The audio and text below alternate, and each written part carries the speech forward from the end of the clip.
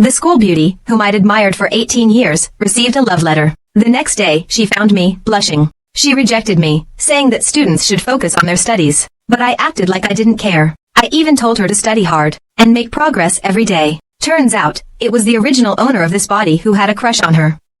I used to be Yama, the one who made the entire United States tremble. They deployed over 400 elite intelligence agents. For 8 years, they've kept me under constant, strict surveillance. They fear the master-level Esper abilities I possess, because my own abilities are so powerful. They've caused a tumor to develop in my brain. In the last few minutes of my life, I used the 16 nuclear warheads I stole from the US as leverage, demanding that they take no action against my subordinates for 3 months after my death. At that time, they will submerge. I completely disappeared from this world, although I had arranged an escape route for everyone. After they learned of my death, they each ended their lives in their own way. They chose to continue following me in this special form, simply because they had all been saved by me from peril. I had thought that I would go to hell after I died. But when I woke up, I found myself in a classroom from 21 years ago. Going to school really is no different from hell. Just as I was lamenting the irony of fate, a scream shattered the silence. A girl suddenly fell from the sky. Luckily, I reacted quickly, and prevented her from becoming a mosaic. Later, when we were both called to the director's office, the academic director first inquired about my injuries, and then asked the girl why she wanted to jump.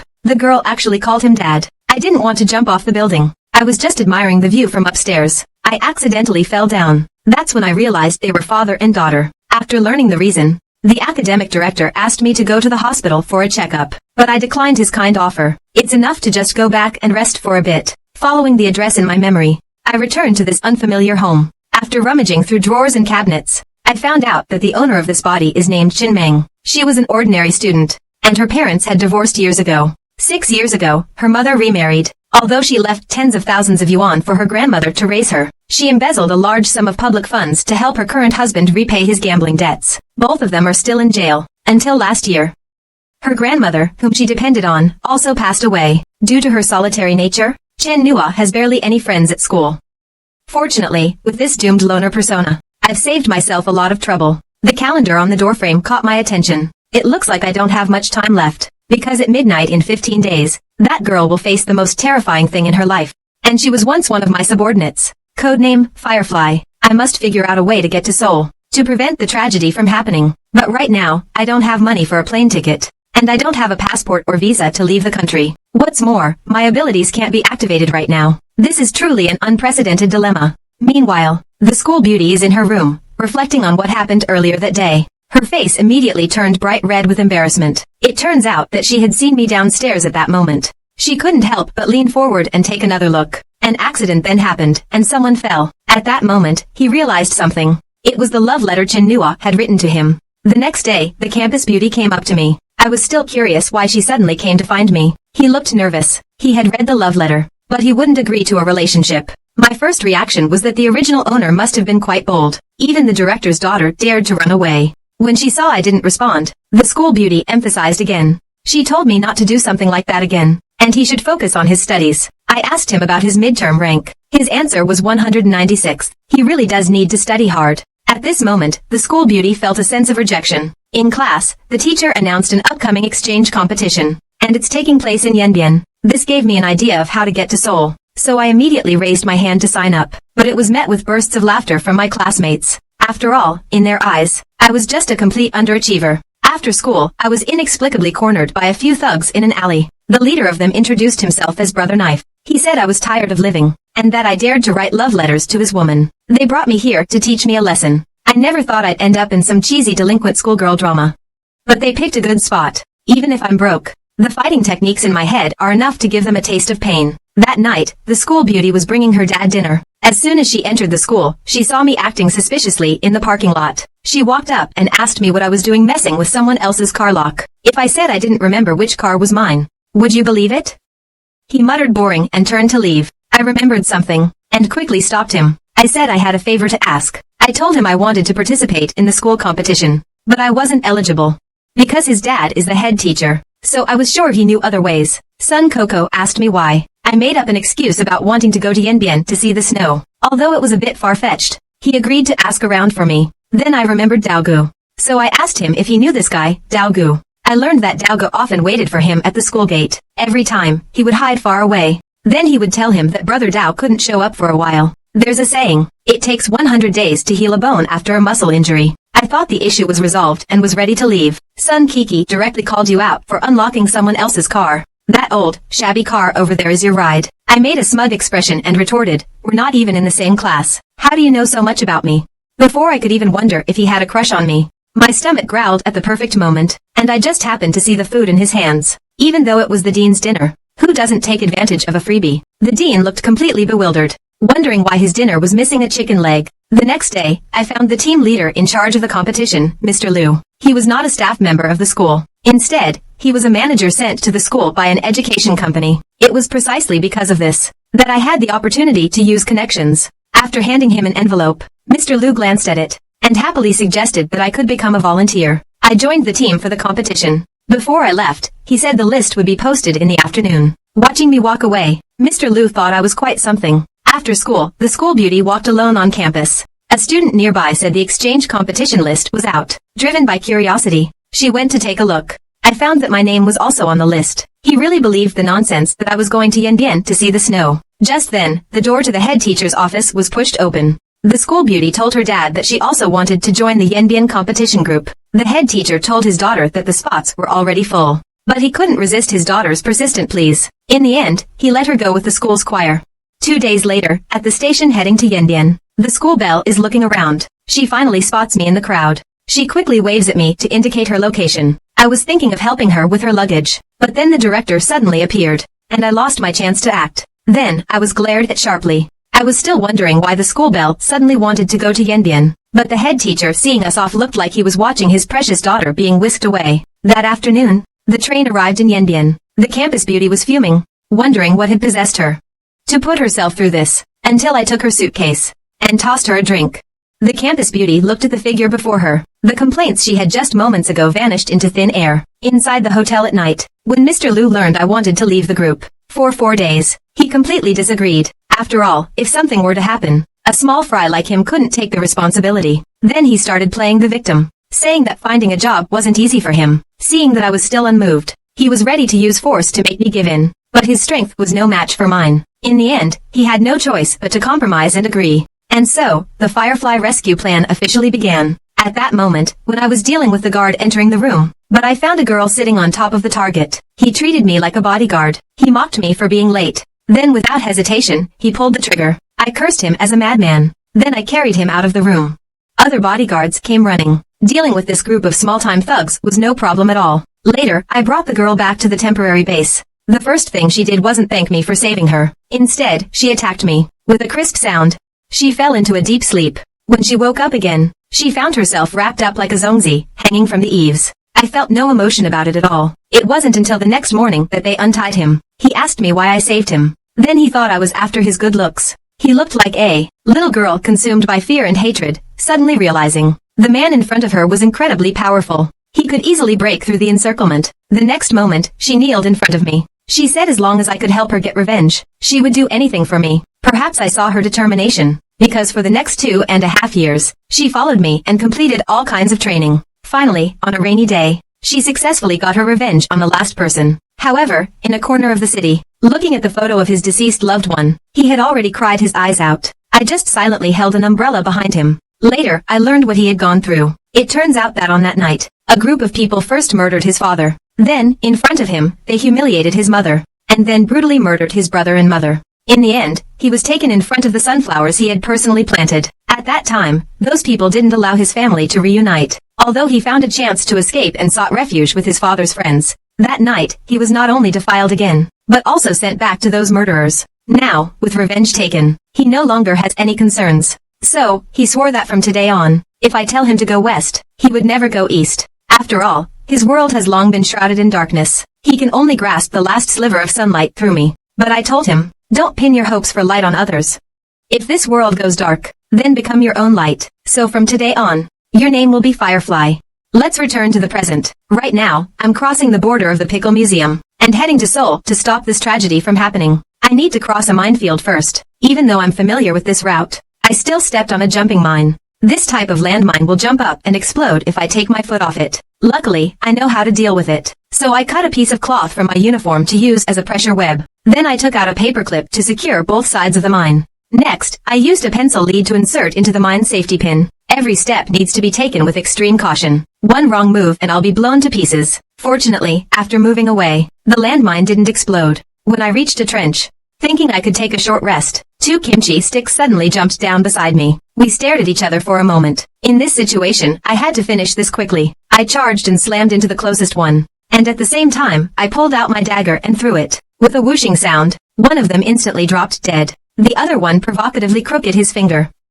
"Come here," he taunted. This was like spitting in the face of the devil. He was tired of living. With this uniform, crossing the border would be much easier. 2 days later, I successfully arrived in Seoul, and found Firefly, who was only 16 years old. I happened to see him bump into someone. Just as he was about to tell the other person to turn on their mic, I went up and grabbed his ear, telling him that girls shouldn't swear. Hearing me call him Firefly, he angrily questioned my identity. I didn't explain much, but said I was someone who fell from the sky. The goal was to help me ward off an impending nightmare. Unexpectedly, the corner of his mouth curled up into a smirk, and he kicked hard in my direction. Then he turned and ran, finding a police officer on duty, and telling him there was a pervert over there. But I had already vanished from the spot. That night, several senior officials were holding a meeting. The sleazy man said they found a mine in the border minefield, deactivated using a special technique, and 2 operatives on a secret mission were casualties. They suspect it's a targeted infiltration. His superiors ordered them to find the perpetrator at all costs. I knew nothing about this, because at that moment, I was on Firefly's roof. The loving scene between mother and son inside gave me an indescribable feeling. But what's coming is coming. At this moment, a group of men in black broke into his house. Facing these uninvited guests, his older brother immediately stepped forward to stop them, but he was kicked to the ground. They grabbed Lee Ing-wan's clothes, and revealed lewd expressions. I saw all of this, but I knew it wasn't time to act yet. Dealing with this scum is easy, but it would leave dozens of bodies in the house. That would inevitably cause my family more trouble. So I set off smoke in the next room beforehand. As the clock ticked, the sound of sirens came from outside. One of them opened the window to take a look. He saw a fire truck not far away heading this way, so a few of them decided to take them away first. Thus, the 3 were abducted and taken out of the yard. If there are no conflicts with past life memories, Lee Ing-wan's father, Lee Dong-ha, should have already been killed. Back then, He Zhengzai and Lee Dong-ha partnered in the shipping business. However, behind the scenes, He Zhengzai secretly colluded with the Che brothers, Che Taiyuan and Che Taishuan, planning to seize the shipping company for themselves. In the end, they teamed up with the scumbag brothers to sink Lee Dong-ha's body in the sea. Then I quickly ran into the garage. Meanwhile, inside the car, Ho Young-jae seethed with resentment. He recalled how his status was inferior to Lee Dong-hyuk's, and how Lee had also stolen the woman he desired. He vowed to savor the taste of both mother and daughter later. At that moment, inside a warehouse on the outskirts of town, Lee's mother pleaded with several men to spare them. He Zhengzai showed no sympathy at all. Instead, he swung the whip in his hand. He struck him hard with the whip.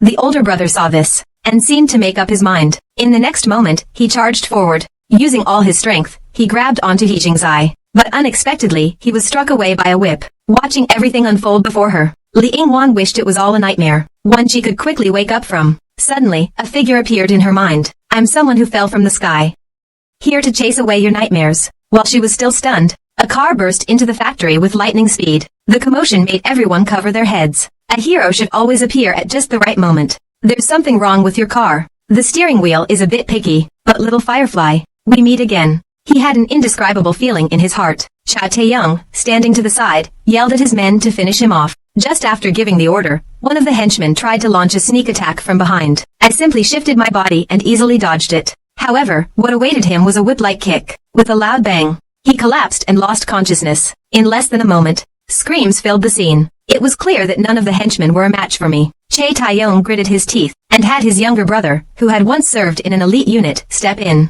Then, his younger brother, Che Taishuan, pulled out a weapon. I sighed helplessly. I told him he was the second person to dare pull a knife on me, but it seemed he didn't listen. He attacked first. The dagger brushed past me. Then, another kick landed on the car behind me. Its power was also not to be underestimated. Finally, there was a dazzling flurry of bald heads, but none of them could even scratch me.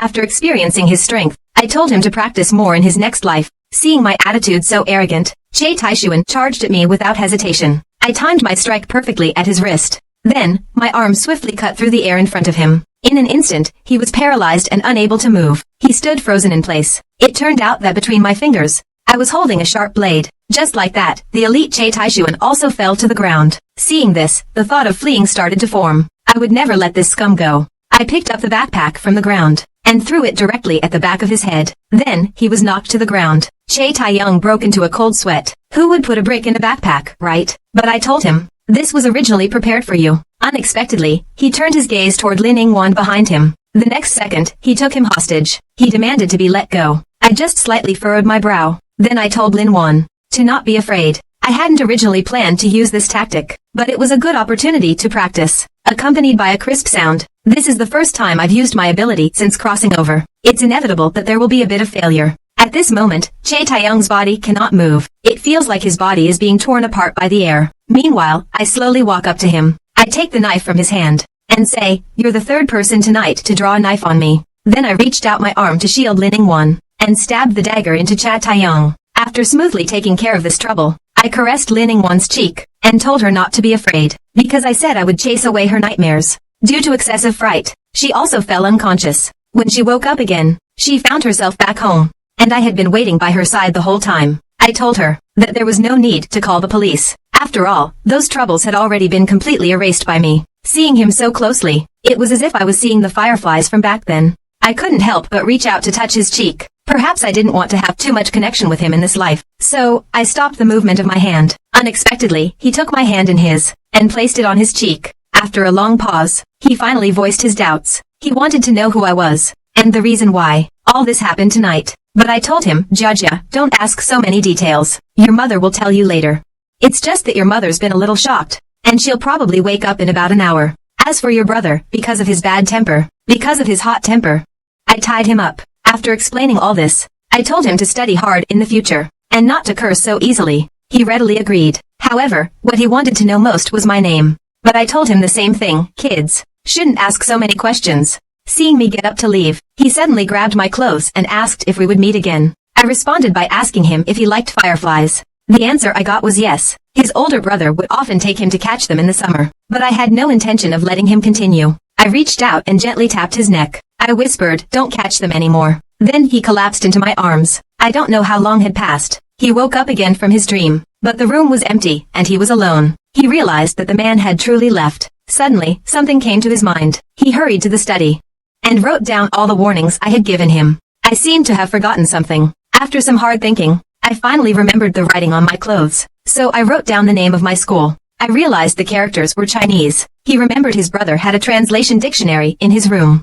Little did he know, someone was hanging outside the window. It was his hot-headed older brother. With the help of the information, he was also able to find my school's address. At the same time, Teacher Lu's door was knocked on. It turned out that the school beauty hadn't seen me for 2 days, so she came to find out if I was avoiding her. Teacher Lu made an excuse, saying I was asleep, and at the same time, he picked up his phone and pressed the ringtone, pretending it was a call from the Dean of Academic Affairs. The campus beauty panicked and begged Teacher Lu, please keep it a secret that he came looking for me in the middle of the night. Then, blushing, she fled the scene without looking back. At this point, Teacher Lu shed tears of grievance. As a working stiff, it's really too hard. Meanwhile, I arrived at He Jingzai's secret residence. I took him out of the suitcase and dragged him into one of the rooms. After moving the cabinet to reveal the safe behind it, I offered him a deal. If he opened the safe, I'd let him die with some dignity. Ho Jingzai offered me his entire fortune in exchange for his life, but I didn't agree. Instead, I pointed at the safe and told him to open it. Now I don't have to worry about not having money to eat. Suddenly, I noticed a photo on the wall. So I grabbed his head and asked about the yacht's whereabouts. Unexpectedly, he started to haggle. He said if I wanted the yacht, I had to let him go. I agreed without hesitation. And just like that, I sailed off on the luxury yacht. I kicked both He Jingzai and Han Jingyuan, the one who bullied Lin Yingwan, into the ocean. Right before his death, Han Jingyuan looked utterly bewildered, so that he could die understanding why. I told him that in his past life, his best friend's daughter sought his help. Not only did he refuse to help her, but he also violated her that very night. Scum like him deserves to die. Although, at the time, I got a nosebleed because I forced myself to use my powers to save Li Yingwan. Looks like I need more training. But thankfully, it all ended perfectly. So now it's time to go back and enjoy the show. The next day, the school's exchange competition was about to have its final event. The campus belle hadn't seen me for 4 days. She thought something bad might have happened to me. So she told Principal Fang about my disappearance. She asked the school to notify the police and help find Wenyan. The principal fell into deep thought. If the police are called, as the leader of the group, he would be held accountable. A student going missing by accident. This stain would follow him for life. His future would definitely be severely affected. So he immediately went to find Teacher Lu. He gave me a scolding without saying a word, asking about my whereabouts. Faced with Principal Feng's accusations, Teacher Lu felt extremely dissatisfied, because this guy had connections. He was sent to the school just to add a prestigious title to his resume. Unfortunately, the higher-ups have more power. He had no choice but to meekly say the child was playful. He must have gone to the nearby internet cafe to play games. Principal Feng said they could wait a bit longer. If I haven't shown up by then, let's make sure Teacher Lu can't get away with it. Half an hour passed, and unable to wait any longer, Principal Feng found him again, insisting on going to my dorm to check it out. So, the group arrived at the dorm door. When Teacher Lu tried to unlock the door, his hand trembled like he had Parkinson's. Principal Feng urged him to hurry up. At this point, he had no choice but to bite the bullet. The moment the door opened, Mr. Lu was moved to tears, because at that moment, I appeared before them. Upon seeing my sexy figure, the school beauty screamed and covered her eyes. Then Principal Feng asked me where I had been. I explained that I had gone to the internet cafe to play games. Upon hearing this, he angrily criticized me for being disorganized and undisciplined. He said he would send me a written reprimand once we returned, but I glanced behind me. Teacher Lu immediately understood. He quickly stepped in to smooth things over, saying that the social event was about to start. Now was not the time for this discussion. This helped calm Principal Feng's anger. I knocked on the campus bell's door that night, but her classmate opened the door. The girl grinned mischievously, then stepped aside and let me look inside. The campus belle was taking a shower, so I asked her to tell the campus belle that I was waiting for her on the roof. After gathering her things, the campus belle came to the roof. At that moment, it started to snow lightly. I handed him a can of cola. He told me, drinking soda this late would make you gain weight. But I said that with his build, it would be better if he gained a little weight. After taking a sip, he suddenly found that tonight's cola tasted especially sweet. My fingers touched the falling snowflakes. I couldn't help but sigh. Life between heaven and earth is like the fleeting passage of a white colt. Suddenly, it's over. I finally did something I've always wanted to do. He thought we had achieved seeing the snow together. Suddenly, I turned to him and asked if he could promise me something. The campus beauty was a little flustered. She wondered if I would make some unreasonable demands. The most she could accept was holding hands. If I insisted on a kiss on the cheek would be reluctantly acceptable. But kissing on the lips was absolutely out of the question. The next second, she was dumbfounded, because my request was very simple. He wanted him to help write a self-reflection letter. The next day, in the office of the academic director, the school beauty's father looked serious. He recalled the scene he saw at the station yesterday. The way those two little guys looked at each other was a bit off. If he hadn't interrupted the spell in time, who knows what kind of bad scene could have unfolded. Thinking of this, the academic director decided to take the initiative. He was determined to prevent our own students from leaving for other schools. The next day, I was daydreaming in class as usual. The noisy classroom suddenly fell silent. It turned out the academic director had taken over the class. He announced that from now on, he would temporarily teach the classes. Then he arranged for an exam. He said anyone who failed would have to stay on the playground to sweep snow. She didn't forget to give me a fierce glare. This gave me a bad feeling in my heart. Sure enough, in the afternoon, I was assigned to shovel snow. The next day, even though I had passed, I was still made to continue shoveling, under the excuse of a cheating case. The third day, I was again punished in different ways. But it seems like I haven't offended him. At that moment, the school beauty waved at me. She even kindly handed me a cup of water. She said she'd help me clean up. The academic director saw the gritted teeth later on. By the next day, I had developed a conditioned reflex. As soon as I heard him call my name, I instinctively picked up a broom, ready to work. But this time, he didn't make me sweep the snow. Instead, he took me to see the prison warden. The warden asked me why I hadn't visited the prison in so long. I was still completely confused. After all, I knew nothing about what happened before I was reborn. Later, I learned from the warden's explanation that Chen Nua's mother, Oshiawa, was serving time in their prison. Because he performed well inside, he was given the opportunity for a family visit. He came this time to understand the situation. But when thinking about Chen Nua's family situation, it's understandable why he didn't go. As for this, the director of academics understands well. He's afraid I'll have too much psychological pressure. Let the instructor go back first. He will communicate with me. It turns out that Chen Nua's family situation has always been of concern to him. He also offered to help me with any difficulties. Seeing that it was getting late, he even took the initiative to invite me to his house for dinner. Over here, the school beauty is nibbling on corn on the sofa. Upon hearing the door open, she immediately greets her dad. But when he saw me appear behind his dad, he was so startled he dropped his corn on the cob. Then he ran into his room as fast as he could. His face turned bright red. He clearly hadn't expected me to be at his house. Having witnessed his behavior, I thought he was really cute. The dean of students also snapped out of it. He's letting the wolf into the house. At this point, the school beauty has already changed into a new outfit. Seeing that her daughter was about to waste herself again, she arranged for the two of them to do their homework separately in the living room and dining room. seeing me writing furiously. The school beauty thought I was afraid of her father. However, the next second, I signaled her. A paper ball was thrown in front of her. It says your dad is a pretty good guy. The school beauty looks quite pleased. She thinks I've already approved of her dad. But hasn't the order been reversed? Of course, all of this was noticed by the director of academics. Another paper ball was passed to me. The school beauty, after seeing it, couldn't hold back and began to surrender. The note says her dad is acting strange. I spent 2 hours reading a single newspaper. By then, the dean was fuming. All because I had sent 32 secret signals to his daughter, and his daughter had peeked at me 64 times. Finally, he couldn't stand it anymore and abruptly stood up. He made an excuse and sent his daughter out to buy cold dishes. He thought to himself that he could never let a wolf into his house again. At the dinner table, the dean put a chicken leg on my plate. The campus belle is copying others. She also picks up a piece of meat and sends it to my bowl. She completely ignores her father. When she noticed the murderous look in her father's eyes, she hurriedly put the food into his bowl. Only a few minutes passed, and the dean of academic affairs said it was getting late. He told me to finish eating and hurry home, but I acted like nothing had happened, and was ready to offer his daughter another bowl of rice. Unexpectedly, the dean of academic affairs turned hostile on the spot, and refused my request. Then I was kicked out of the house. It gave me a sense of what it might feel like to experience a father-in-law and son-in-law conflict in advance. Just as I was about to leave, I brushed past a woman. She looks almost identical to the school beauty. It's obvious she is Sun Keek's mother. She stepped outside, but found a car parked by the roadside. The smell of cigars came from the car. The smell was exactly the same as the one on the woman just now. Could it be that the academic director has been cheated on? But I'll still visit the prison tomorrow. Let's just consider it as comforting the owner of this body. The next day, I brought gifts to the detention center, and met my silent mother. She understood that her son must resent her deeply, but I told her that those things were in the past. Upon hearing this, Oshiawa shed tears of gratitude. Suddenly, she changed the subject. She said she has a child with her current husband. The child is only 5 years old now. So, I have a half-sister. She asked me to check on her daughter's living situation. Although I was surprised that I had a sister, seeing her in tears, I agreed. The next day, under the guidance of Officer Liu, they arrived at the neighborhood where his sister had been adopted. From him, he learned that his sister was raised by their paternal uncle. Due to special circumstances, their parents hadn't left him much money, so the community provides a monthly allowance of 200 yuan for the child's nutrition. He is responsible for managing these funds. The two of them quickly arrived at their destination. Liu explained the reason for their visit.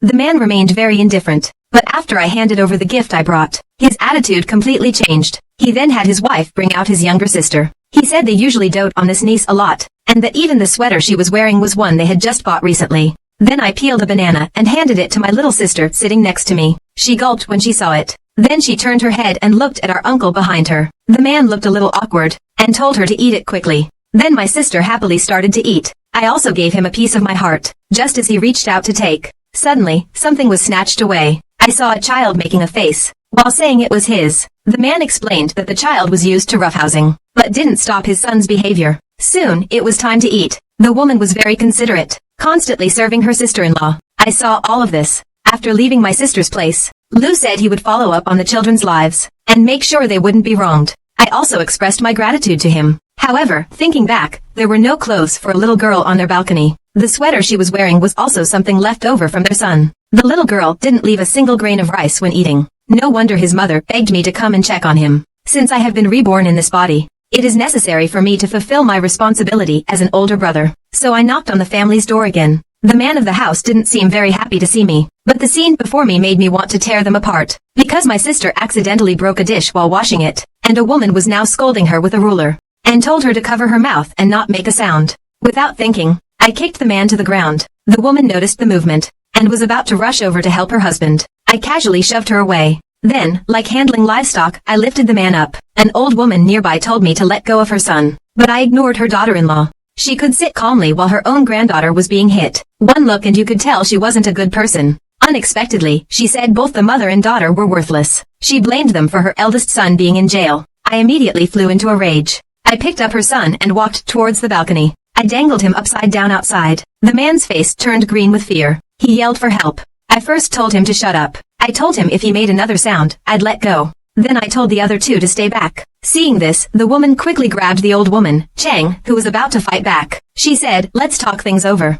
Only then did I throw the man into the house. Seeing her son out of danger, the old woman showed no decency, and started cursing. Even the woman said she was going to call the police on me. I instinctively glanced at the man. He immediately stopped them both, as he didn't want to die young. Then I grabbed a kitchen knife.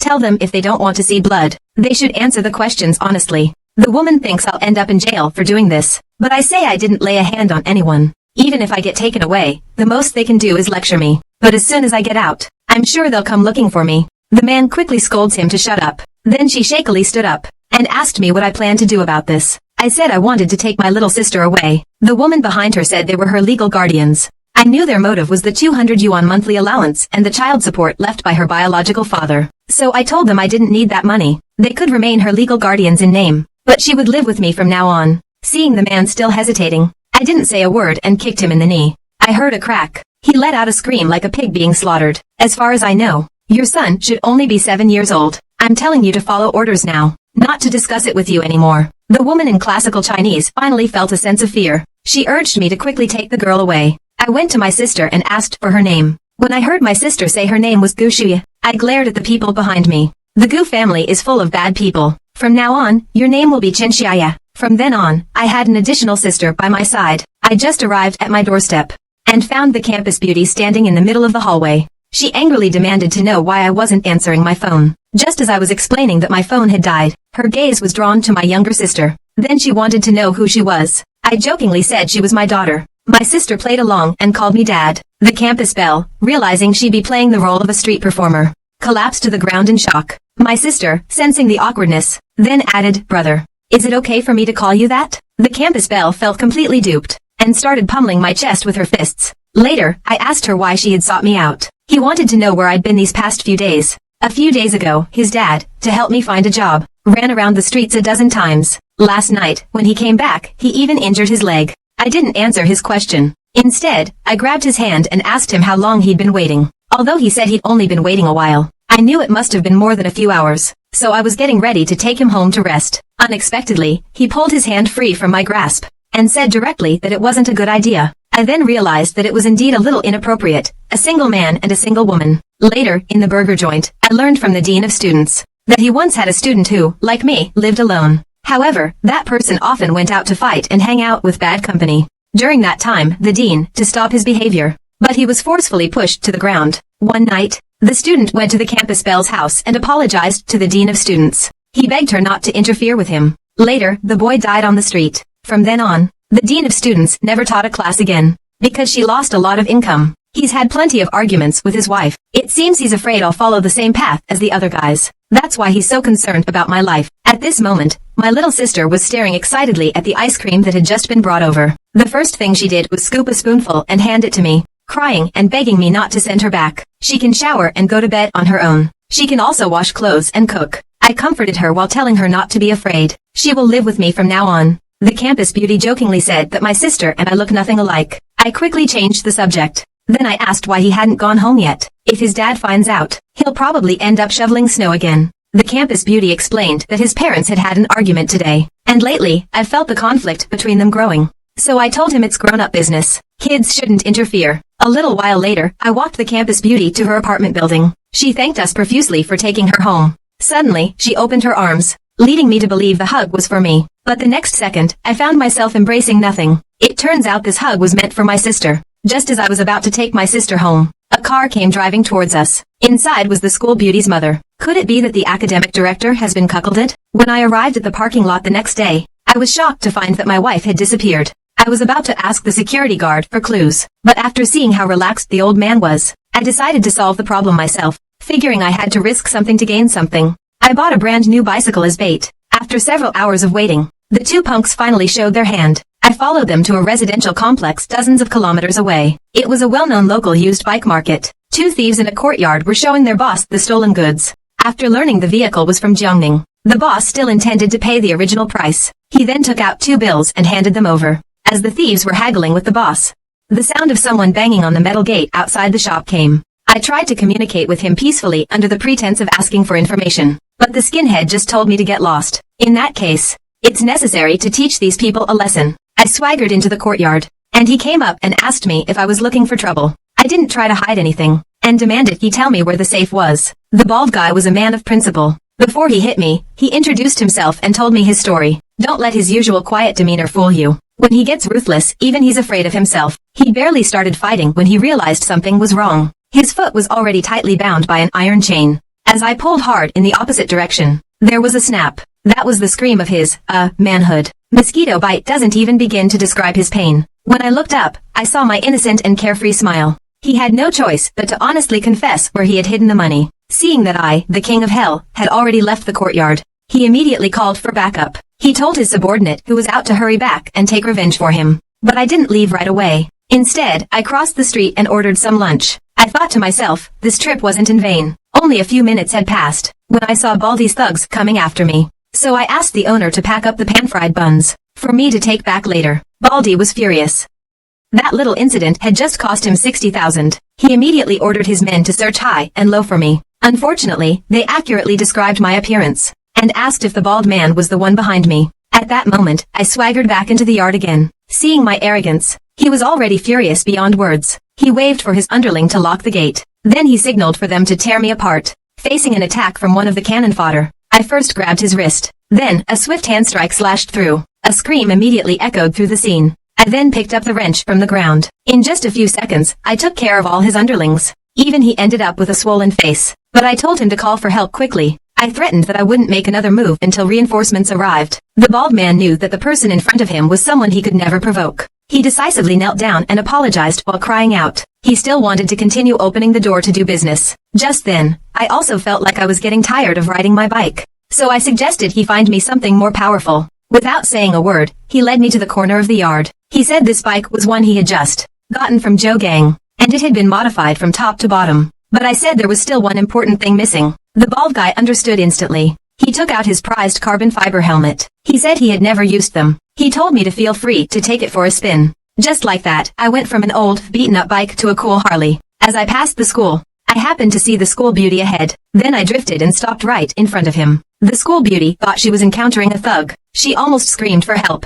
I took off my helmet to reveal my identity. I was planning to invite her for a drive, but because it was so cold, she ruthlessly refused. Suddenly, she angrily asked me where I was looking. It turned out my gaze was fixed on his chest, because I could tell this piece of jewelry was quite valuable. I asked him about the brooch. He told me that he and his mother had received it at a party. A man had given him the gem. He didn't think it was worth much, and his mother agreed, just accepted it. Little did I know, this is a Van Cleef and Arpels piece. In this era where wages are only a few hundred, a 5-digit price tag is still considered cheap. I didn't ask any further questions. Instead, I handed him the pan-fried buns I brought back. Then, I got on my scooter and left. He felt the temperature on the box with his hand. A happy smile spread across his face. Soon, the school beauty came to bring dinner to his dad. Upon hearing that his dad was busy with the new semester class assignments, he quickly urged the academic affairs director to eat first. He also wanted to experience what it felt like to be in charge. However, he had his own little agenda when doing this. He quickly flipped through the documents on the desk and made changes to the content of the file. He put my name and his in the same class.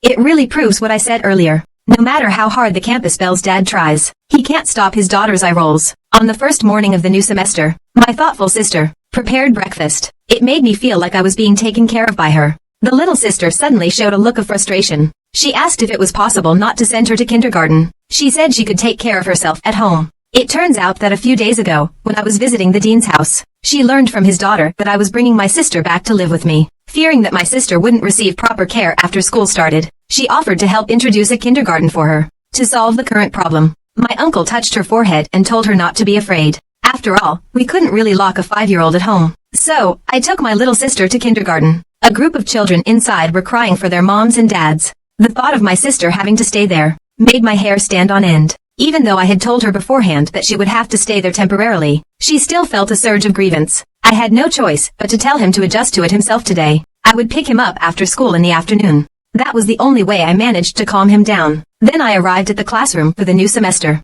As soon as I entered, I noticed the school beauty and her best friend were also there. The school beauty's face was as red as an apple. It was inevitable that they would tease her a bit. Before the teacher arrived, I consciously sat next to the campus beauty, but I soon realized something was wrong. Because the instructor for this semester turned out to be the dean of academic affairs. To prevent his daughter from being a pushover, he immediately called out my name and demanded I sit in the last row. He also said he would tell all the subject teachers to keep a close eye on me. I had no choice but to gather my things. A student saw me walking towards him and thought he wouldn't be able to read his novels in peace anymore. He went on to say that my courting the campus belle wasn't the issue, but now he was getting dragged into it too. However, after I mentioned a few novel titles, he seemed to have found a kindred spirit. After school, I went to pick up my little sister from kindergarten. Her little face was filled with grievance. The next second, he jumped straight into my arms. At first, I thought he had been bullied at kindergarten, but it turned out he was worried I wouldn't come to pick him up. I originally planned to take him to the school beauty's house for a meal, but the school beauty said his dad was working overtime, so they had to postpone the meal. That's when Luo Qing noticed his little sister nearby. Then she handed him a piece of chocolate. My sister didn't reach out to take it, until I told her she could go ahead and eat it. Only then did she happily accept the chocolate. Seeing that it was still early, she suggested we go to the amusement park first, and then she would arrange a family meal for everyone. Not long after, a few of us arrived at the amusement park. Luo Qing, in order to give me and the school belle some alone time, decided to go play a racing game. This is probably what friendship between men is like. The campus beauty suggested playing a basketball game together. I told them to go ahead. I needed to go to the bathroom. Not long after I left, a familiar noodle shop arrived in the game city. It turned out that Brother Dao had just been discharged this morning. The brothers specially came to welcome him. At this moment, they noticed the campus belle in front of them. Brother Dao remarked that today was truly a good day. Just as they were about to make a move on the campus belle, a hand landed on his shoulder. A second ago, he was acting very arrogantly, but upon realizing that the person was me, he froze instantly. The lackey beside me couldn't care less about that. He pointed at me and started cursing. Luo Qing also heard the commotion here. She stepped in front of me and demanded to know who was causing trouble. The lackey still wouldn't back down. He even stepped forward, ready to start a fight. But when Luo Qing mentioned that her father was Luo Dakan, the group froze right there. After all, this reputation is something small fries like them can't afford to mess with. But Luo Qing shouted, "Brother Hulu." Someone was about to hit him. The burly man in the corner suddenly lost his interest in playing cards. He pushed aside the onlookers and came to the center of the room. Luo Qing pointed at Brother Knife and said, "This is the person who wants to beat him. Now, no matter what, he can't clear his name." The burly man grabbed his clothes. He immediately gave him a big slap across the face. Unexpectedly, Brother Knife said he had already given Boss Luo face. He was about to leave when Yen, the burly man, angrily scolded him, "You think you deserve to give my boss face?" Then he slapped him again. This scene is way too brutal. The tough guy asked Luo Qing what he wanted to do next. Luo Qing didn't want to make a big deal out of it, so he told the tough guy to let them go. Just like that, they were kicked out of the arcade. The name Knife Cut was never heard of in the gaming world again. Then Luo Qing sensed the atmosphere change, so he quickly explained that the arcade was his family's business. This guy's no rich kid. He's got the air of a mafia prince. But I was familiar with the name Luo Dakan in my past life. In his early years, he was just a worker with a shovel at a state-owned sand quarry. He later rose to prominence as a local underworld figure. He built up a considerable fortune through shady dealings. Later, his business was targeted by a more powerful force, and he ended up permanently disabled. Calculating the time, the Luo family will probably still enjoy their glory for another year or two. But this Luo Qing is a friend worth having. If possible, I'll help him in the future. That night, a few of us returned to the school beauty's house. After knocking on the door, we got no response. The school beauty didn't know where her parents were. Seeing this, I asked her to watch over her sleeping little sister. I said I would pick him up tomorrow morning. He asked where I was going, but I just told him not to ask questions he shouldn't. Then I arrived at a construction company. After searching for a while, I found the dean of students discussing something with a middle-aged man. I saw him hand over his briefcase to the man, but the man slapped him. The money in the bag instantly scattered across the floor. The man shouted at him to get lost. After leaving behind a useless person, he walked away without looking back. At this moment, the school beauty's mother arrived late. The headmaster first yelled at his wife.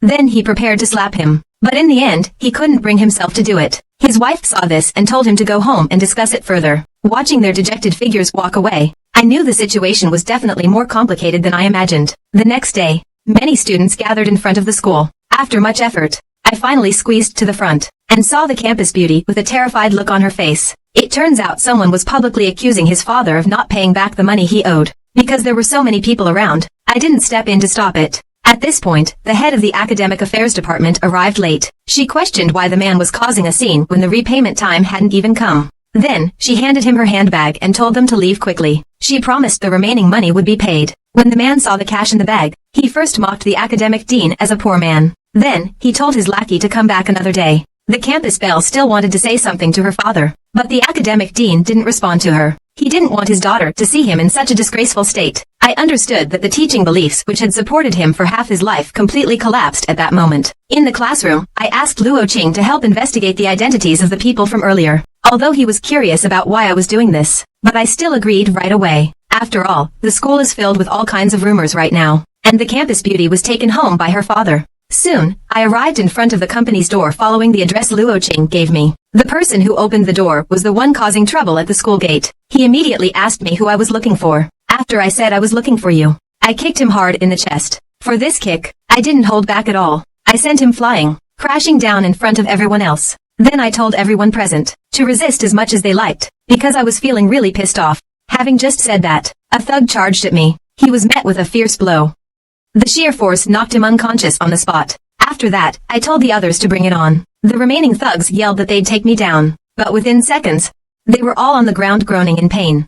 Then I grabbed their boss and demanded the location of the safe. To my surprise, he pretended to be unaware of the situation. I simply snapped his little finger. He instantly let out a heart-wrenching scream, and truthfully confessed the location of the money. So I had him fill up this backpack, and if it couldn't be filled, I'd use his flesh to make up the difference. After handling this, I made him tell me where the client contract documents were, but he said his boss wouldn't let him get away with it. Another scream came from the room. Then he pointed to the cabinet behind him. After searching for a while, I finally found the dean's contract. Then I burned all the documents.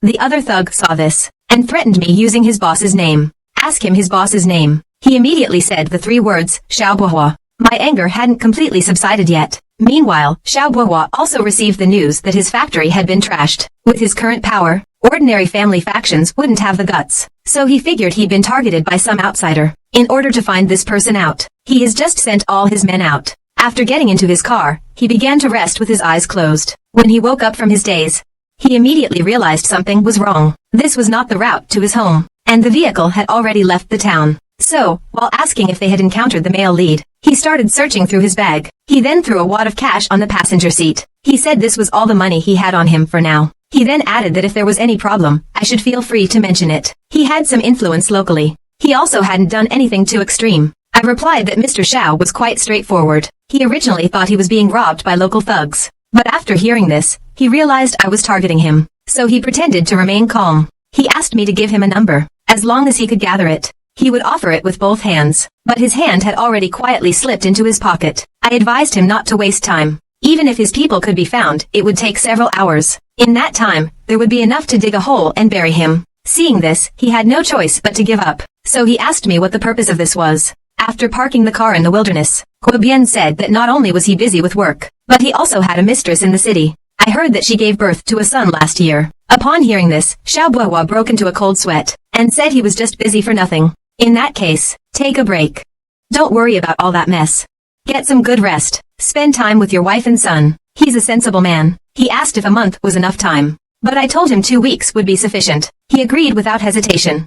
My goal was achieved. I told him to get out of the car and find his own way back. Watching the car drive away, he breathed a sigh of relief. Suddenly, he noticed something. Not far away, there was a large pit. He finally realized that if he had said one wrong word earlier, this trap would have been prepared for him. He quickly contacted Xiao Di and asked him to recall everyone. He also requested that Xiao Di book flights for everyone, to give them all time off, and take them on a trip. After dealing with Xiao Bohua's matter, I followed the academic affairs director into a restaurant. He also sat down at the table without any hesitation. From his words, I learned the man's name is Yao Weishan, and they had known each other for 10 years. After a few simple pleasantries, the academic affairs director was already seething with anger. So Yao Weishan deliberately set up a double trap. He used the project to lure the dean of students' wife into investing. Initially, he let her make a small profit. Then he urged her to invest in the futures market herself. Due to her lack of experience, her capital chain broke. Unable to withstand the pressure, she eventually turned to Yao Weishan for help.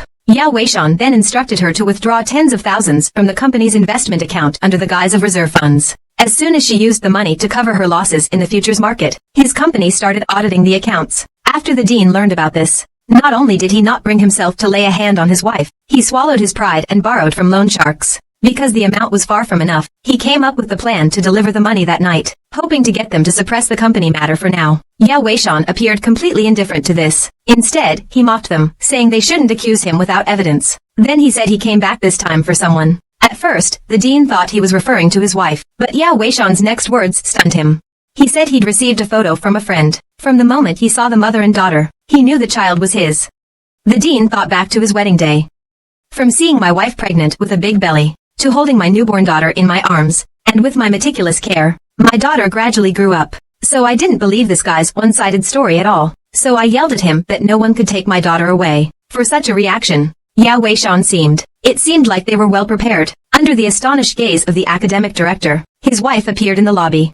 Yao Weishan grabbed the woman's hand, and demanded to know whose daughter the child was. Seeing his wife being mistreated, the academic director firmly ordered him to let go. Without hesitation, he slapped him across the face. Yao Weishan didn't fight back. He said he wouldn't make a fuss, considering she raised his daughter for over 10 years. He wouldn't hold it against her. To rid himself of his doubts, he asked his wife if their daughter was really his. Seeing how things had escalated, the woman revealed the truth. She was already pregnant before she married him. But Yao Weishan abandoned her, choosing to go abroad alone. Just when she was at her wit's end, the dean of students appeared and took her in. Even with this outcome, he was determined not to give up custody of his daughter. Just as the two were about to leave, Yao Weishan stopped them. He said that if they walked out that door, he'll be in prison within a week. Then he took out a card worth $1 million. He claimed this money could help them get out of their current predicament, and he would send his daughter to the best school, and live a wealthy life. The condition was that they needed to sign 3 contracts. The contracts were a paternity test, a statement to sever father-daughter relations, and an agreement to transfer custody. Because he knew the dean was stubborn, he even specifically gave them 3 days to think it over. That night, while showering, Yao Weishan decided that after he got the campus beauty overseas, he would send someone to eliminate them. After he finished washing up and walked out of the bathroom, he suddenly realized there was a figure before him. I simply greeted him. He said as long as it was about money, everything was negotiable. But I told him, I wasn't here to seek wealth, but to seek justice. He instantly sensed something was wrong, and turned to run as fast as he could. I just slightly used my ability, and his body immediately became immobile, unable to even continue breathing. With a command from me, the power that bound him slowly dissipated. He was so scared he broke out in a cold sweat, believing I was skilled in some kind of sorcery. Then I poured him a glass of wine, and had him drink it. Then I started talking about the dean of students. I thought I had seen my fair share of bad people, but he's the first I've seen who's this sinister and vicious. The dean of students is just an ordinary person. He'd never think of harming anyone. No matter how wronged he is, he chooses to endure it. He even dares to humiliate such a good-natured man repeatedly. He's practically asking for trouble. When Yen and Yao Weishan panicked, they swore never to provoke the dean of students again. So I immediately called the company and told them to cancel the expansion. After doing all this, he said he would leave as quickly as possible. He boasted that he had a US passport, and that killing him would cause a lot of trouble.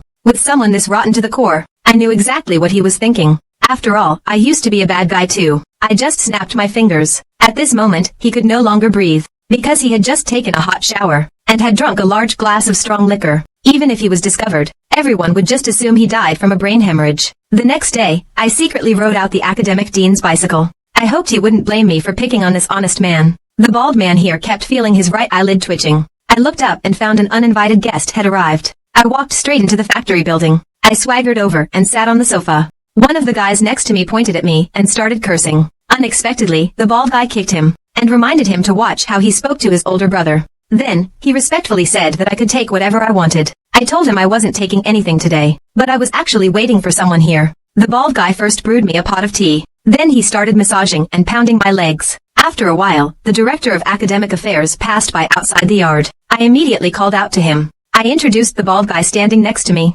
I told him I was working for him to save up for tuition, and also learning some skills along the way. The bald man nodded repeatedly, cooperating. Unexpectedly, the head of academic affairs asked him to teach well. If I don't follow the arrangement, feel free to criticize me. These words made the bald man panic. Then, the head of academic affairs said his car was missing. He was hoping to find a cheap car. While they were introducing each other, I turned my attention to this car priced at $280. Then I kicked over the price tag. I asked the dean, how about this one? Big sale, boss. 80, final offer. This bald guy was pretty slick. What 80, not 80. I'll give you 50.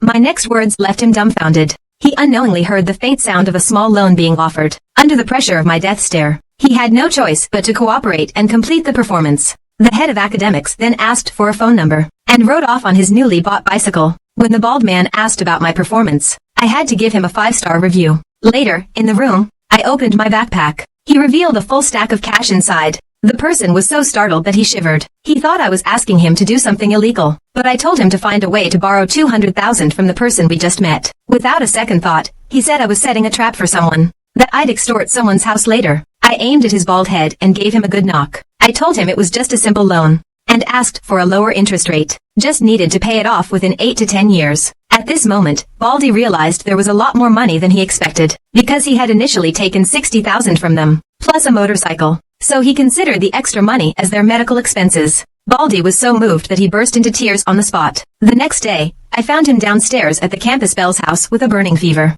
He explained that he'd caught a bit of a cold last night. As we went upstairs, he told me his parents weren't home. I realized the dean must have gone to see Baldy for something. The moment I stepped inside, I sensed something was wrong. Someone had broken into the house, and that person was now in the back room. At that moment, the campus beauty's heart suddenly began to race, just as she puckered her lips, waiting for my kiss. Unexpectedly, what greeted him was the word villa. Then I asked where the cold medicine was. After receiving the correct answer, I pushed open the door to the inner room. The person had already teleported to the other side. I pretended to crouch down and search for the medicine. In his eyes, I was just an ordinary person, but I could tell he was an expert. I quickly got the cold medicine. The moment I stood up, he was already stuck to the ceiling. To avoid startling him, I didn't do anything. Then, while giving the school beauty her medicine, I noticed he had left the room. So I used my ability to make her fall asleep. After discovering he left through the window, I jumped out without hesitation. The man was lost in thought, looking at the list. It turned out that Yao Weishan, whom I had dealt with earlier, was one of their moneymakers. The organization sent him to investigate his death. Although on the surface, it appeared he died of a cerebral hemorrhage. After checking the call logs and bank statements, he discovered that Yao Weishan had frequent contact with the dean's family. After the recent investigation, the dean of academic affairs was successfully excluded. Of course, I saw all of this. Then I went to the restaurant and ordered a bowl of noodles. As for this person, I'm not unfamiliar with him at all. They belong to a rather shadowy organization. It is made up of doctors, leopards, and strange individuals like Anderson. They specialize in shady business. The leader of their organization, the captain, is just a night-level esper. There's also a role in their organization called the prospector. He's responsible for building social connections and making money for the organization. When I was on a mission, I ran into their internal conflict. I ended up destroying them in a fit of rage. I understand that now is not the time to act, as long as he doesn't come after me first. For now, I'll let him keep his dog life. The next day, the school was hosting a basketball game. The opposing team thought their defense was flawless, but I went for a fadeaway jump shot. The ball swished through the net. The girls behind me were all swooning. Even the school goddess was silently thinking, so handsome. Halftime break. He thoughtfully handed me his water cup. After taking the cup, I stood frozen in place. There were so many goji berries in the thermos. As he reddened and tried to explain, I heard someone calling my name from nearby. Then, several school bullies appeared in my sight. The person who came claimed to be Haonan, the leader of Tongluan. Because I've been quite the center of attention at school lately, they came this time to teach me a lesson. Before he could finish his sentence, a girl suddenly threw herself into my arms. Haonan was completely stunned. He thought another girl had fallen victim to me. A firefly appeared here. Even I was a little scared. I wasn't worried about anything else, but the impending showdown between the campus belle and Firefly. The looks they were giving each other. Until I saw Brother Haonan behind me. That gave me an idea. So I used my power to fling Firefly away, putting on a who's afraid of who attitude. Then I charged at him as fast as I could, and I kneed him in the gut. A scream instantly echoed through the scene, but I told him to hurry up and let me take him to the hospital. So, I carried him and escaped from this chaotic place, leaving a few of his underlings completely dumbfounded. At the school gate, two girls chased in opposite directions. Manhwa was already panting from exhaustion, when a dark figure dragged him into an alley. I gestured for him to be quiet. Honam was thrown towards the trash cans. As soon as they let go, he lunged at me with his arms outstretched. I quickly pushed his head down, and demanded he explain why he was here. Apparently, after memorizing the writing on my school uniform that night, he had his mother arrange for him to study abroad here. At that time, he was handling the school enrollment procedures. He happened to see me on the playground. That's how everything that just happened came about. I also feel quite helpless about it. To avoid causing trouble for himself, I made a few requests. He agreed to them right away. The first request was that he could not reveal that I saved his family in their country. Secondly, how he and I met needs to be made up into a story. Thirdly, we can't speak foreign languages in public. So, he needs to practice Mandarin well. After explaining all this, I found an excuse to leave. At this moment, the school beauty recalled what had just happened, and was sadly crouching on the side of the street, crying. However, a hand appeared in front of him. When he saw that it was me, he snatched the tissue from me, and asked about the girl's identity. I quickly thought of an answer in my mind, because at times like this, anything I say would be wrong. So I decided to take control of the situation. I directly ignored his question. I asked him if he'd seen the girl. Unexpectedly, he didn't take the bait. He angrily demanded to know what my relationship with her was. Luckily, Mr. Liu showed up just in time. He said Principal Fang needed me urgently. At that moment, Principal Fang was scolding the students who had caused the trouble. After he saw Mr. Liu bring me in, he thought to himself, finally, he's given me an opening. Then he chewed me out, using the fight as an excuse, seeing that I wasn't taking him seriously at all.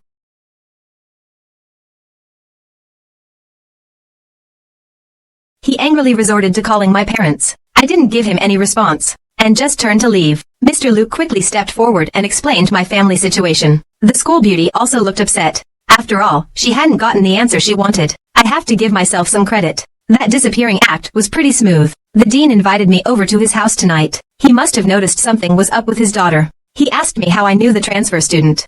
I made up a story about fixing her car in Guangzhou, but he still had his doubts. He said that she'd only met me once. She's so enthusiastic even though we can't communicate. I casually said it was probably because I'm good-looking. The dean of academics seemed to agree with my explanation. He must have been thinking that I should quickly hit it off with that transfer student. That way, he could secure his cabbage at home. After getting the answer he wanted, the dean ordered me to leave.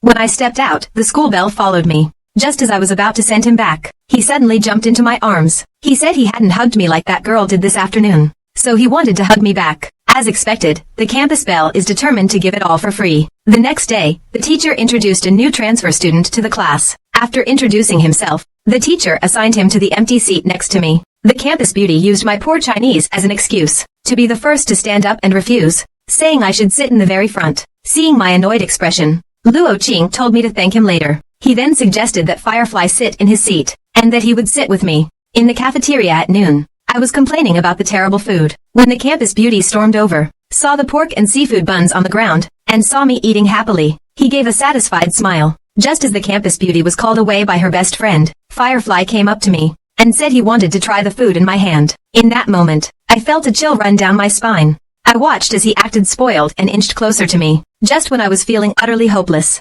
Hao Nand barged into the cafeteria, furious. He named names and came to pick a fight with me. It turns out that yesterday afternoon, after I threw him into the trash can, he woke up and it was already evening. He even forgot who he was. It took him a long while to recall what had happened to him. He swore he'd get even with me. But then, suddenly, a slap came flying at him, giving him a huge wallop right then and there. His wife berated him for causing trouble at school and not daring to come home. She decided to give him a good thrashing when they got back that night. I knew my savior had arrived. I waved my hand. A pair of chopsticks landed at his feet. With a snap, he immediately performed a split for everyone. Seeing this, I quickly rushed over to check on his injury. The same scene from yesterday replayed once again. At that moment, Hao Nan's career in the underworld came to an end. Afterward, I chose to skip class. After all, a classroom is a battleground. It's not a place for people to stay. When I arrived at the neighborhood where the bald guy lived, I froze in place.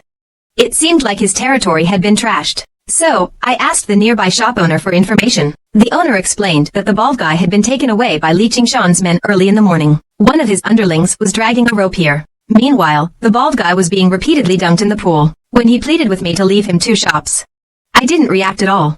Instead, I had my men continue waterboarding him for 2.5 minutes. It turns out Baldy had been under the protection of a certain boss, but this boss was sentenced to 10 years a few days ago. His crew all scattered. So I decided to take over Baldy's shops. Suddenly, a loud bang rang out. Several of his men were sent flying, but I just stood there swaggering in front of them. At first, Li Qingshan was a little wary of this kind of brute, but after he heard me demand the safe, he ordered his men to attack. He himself started with a swift karate chop, and one of them crashed through the railing and into the pool below. Soon, my little brother kept falling from upstairs one after another. Li Qingshan was about to say we could talk things through, but I didn't give him the chance to explain. After I understood the situation with the bald guy, I asked him about his plans for the future. After all, I couldn't keep being his bodyguard forever. He said he wanted to gather the boss's brothers. That way, if Li Qingshan ever tried to move against him, he'd have to think twice. Then, he'll do some legitimate business to support them. But the current car dealership is a heavy burden. Who knows, one day it might also go under. So, he plans to contact an electric vehicle distributor this year. Unfortunately, he doesn't have enough influence or funds. I didn't expect him to be a smart thug. He knows how to plan for the future. So, I offered to lend him 500,000.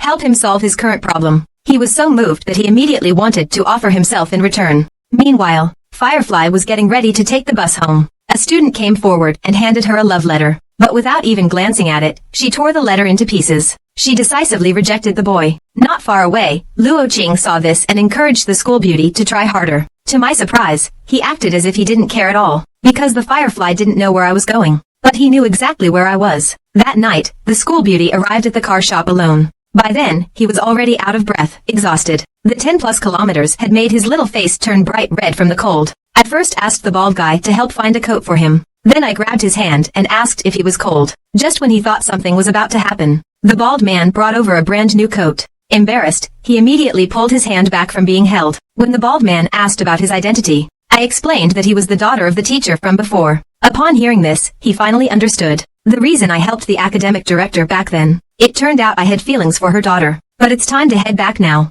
The campus beauty in the back seat listened to At Least I Still Have You, believing her efforts weren't in vain. On a weekend afternoon, I was walking down the street with my little sister. Unexpectedly, she suddenly asked if she was my little pet, because she thought boys get girls' attention by taking their pets for walks. And I had just taken her for a stroll down a few streets. 20 or 30 girls asked for my contact information. I'm speechless, really. My little sister has been corrupted by the kindergartners. I need to talk to the principal about the school's atmosphere. Just then, a firefly appeared ahead, looking at my little sister hiding behind me. She bowed and introduced herself as my future wife.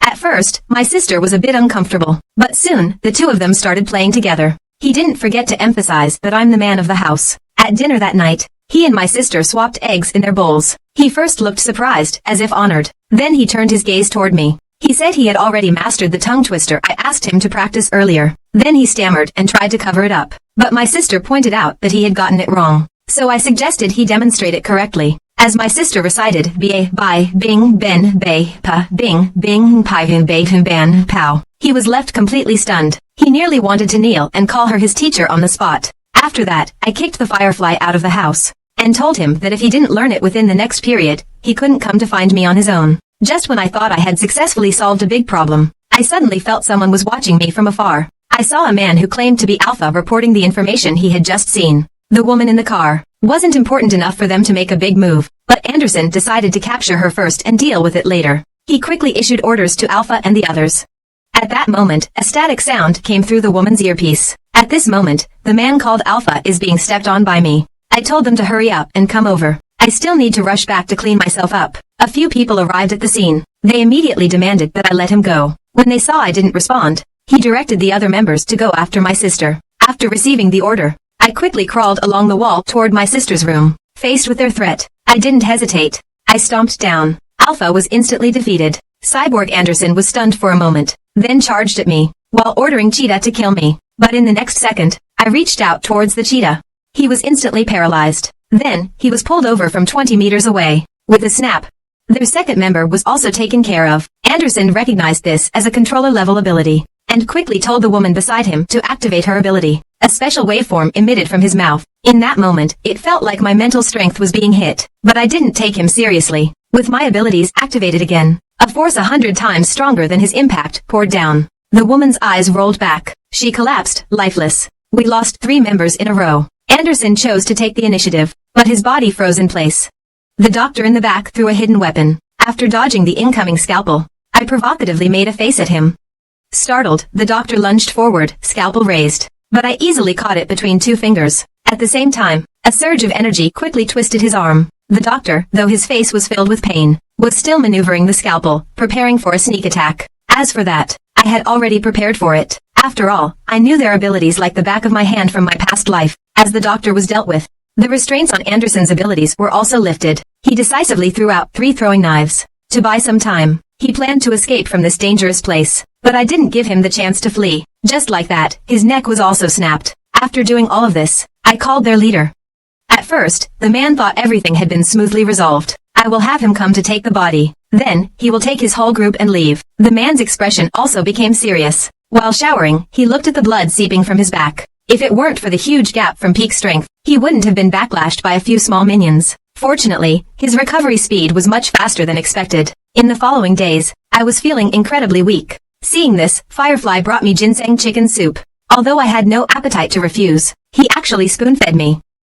After hearing me say I wanted cold noodles, a classmate who had a crush on him gritted her teeth in anger. Unexpectedly, he immediately said he'd go prepare some. He had just left when the campus beauty walked towards me. He also noticed my recent physical condition, so he thoughtfully prepared a piece of clothing for me. If I'm not mistaken, this is his dad's sweater. He probably snuck it from the dean of students. Seeing that I was about to refuse, he said with a face, "You can drink other people's chicken soup." But his clothes, I didn't wait for him to finish. I quickly put my clothes on. Then I told him I had to leave for a few days, and asked him to take care of my sister while I was gone, because there were still some of my former men who needed rescuing. After 2 days of travel, I arrived in a city called Lukla. Then contact a certain mountaineering association for climbing Mount Everest. The next morning, the two sisters from the Devonhill family were asking their uncle who they were waiting for. Their uncle told them that a new member would be joining the team. After I arrived at the destination, I first apologized for being late. Then, when they asked to check my identification, I handed over the fake passport, which cost 50 yuan to obtain locally. After a brief greeting, it was time to carry out my plan.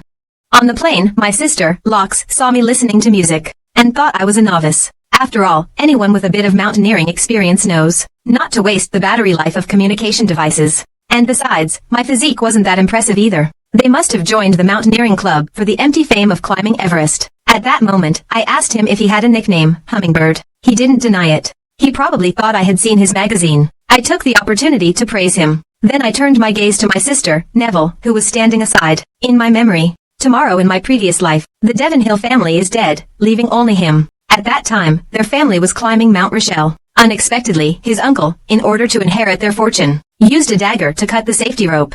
This caused his parents to fall from an altitude of 2,000 meters. Just as the uncle was preparing to deal with the remaining two, his sister suddenly told her younger sister to live on. Then, she jumped. She held on to her uncle tightly. Using the momentum, she dragged him down the snow mountain with her. In memory of the sister who saved him, the title Hummingbird was later passed down to him. 2 months later, the younger sister watched from the window as the deal to sell the estate was finalized. He wouldn't allow anyone to take away his attachments and memories. Then he rushed downstairs. He decisively ended this man's life, but as a result, he was arrested and imprisoned. What he didn't expect was that the warden was a complete psychopath. For the next 6 years, he endured all kinds of torture, until one day, I received a mission to assassinate the warden. The moment I opened the door, I froze, only to see him preparing to commit atrocities against the battered Niwayer. I hesitated not at all. I pulled the trigger. Niwayer slowly rose behind him. She unleashed the pain she had endured over the past 6 years onto him. After he personally sent off this psychopath, I took him away from this nightmare-filled place.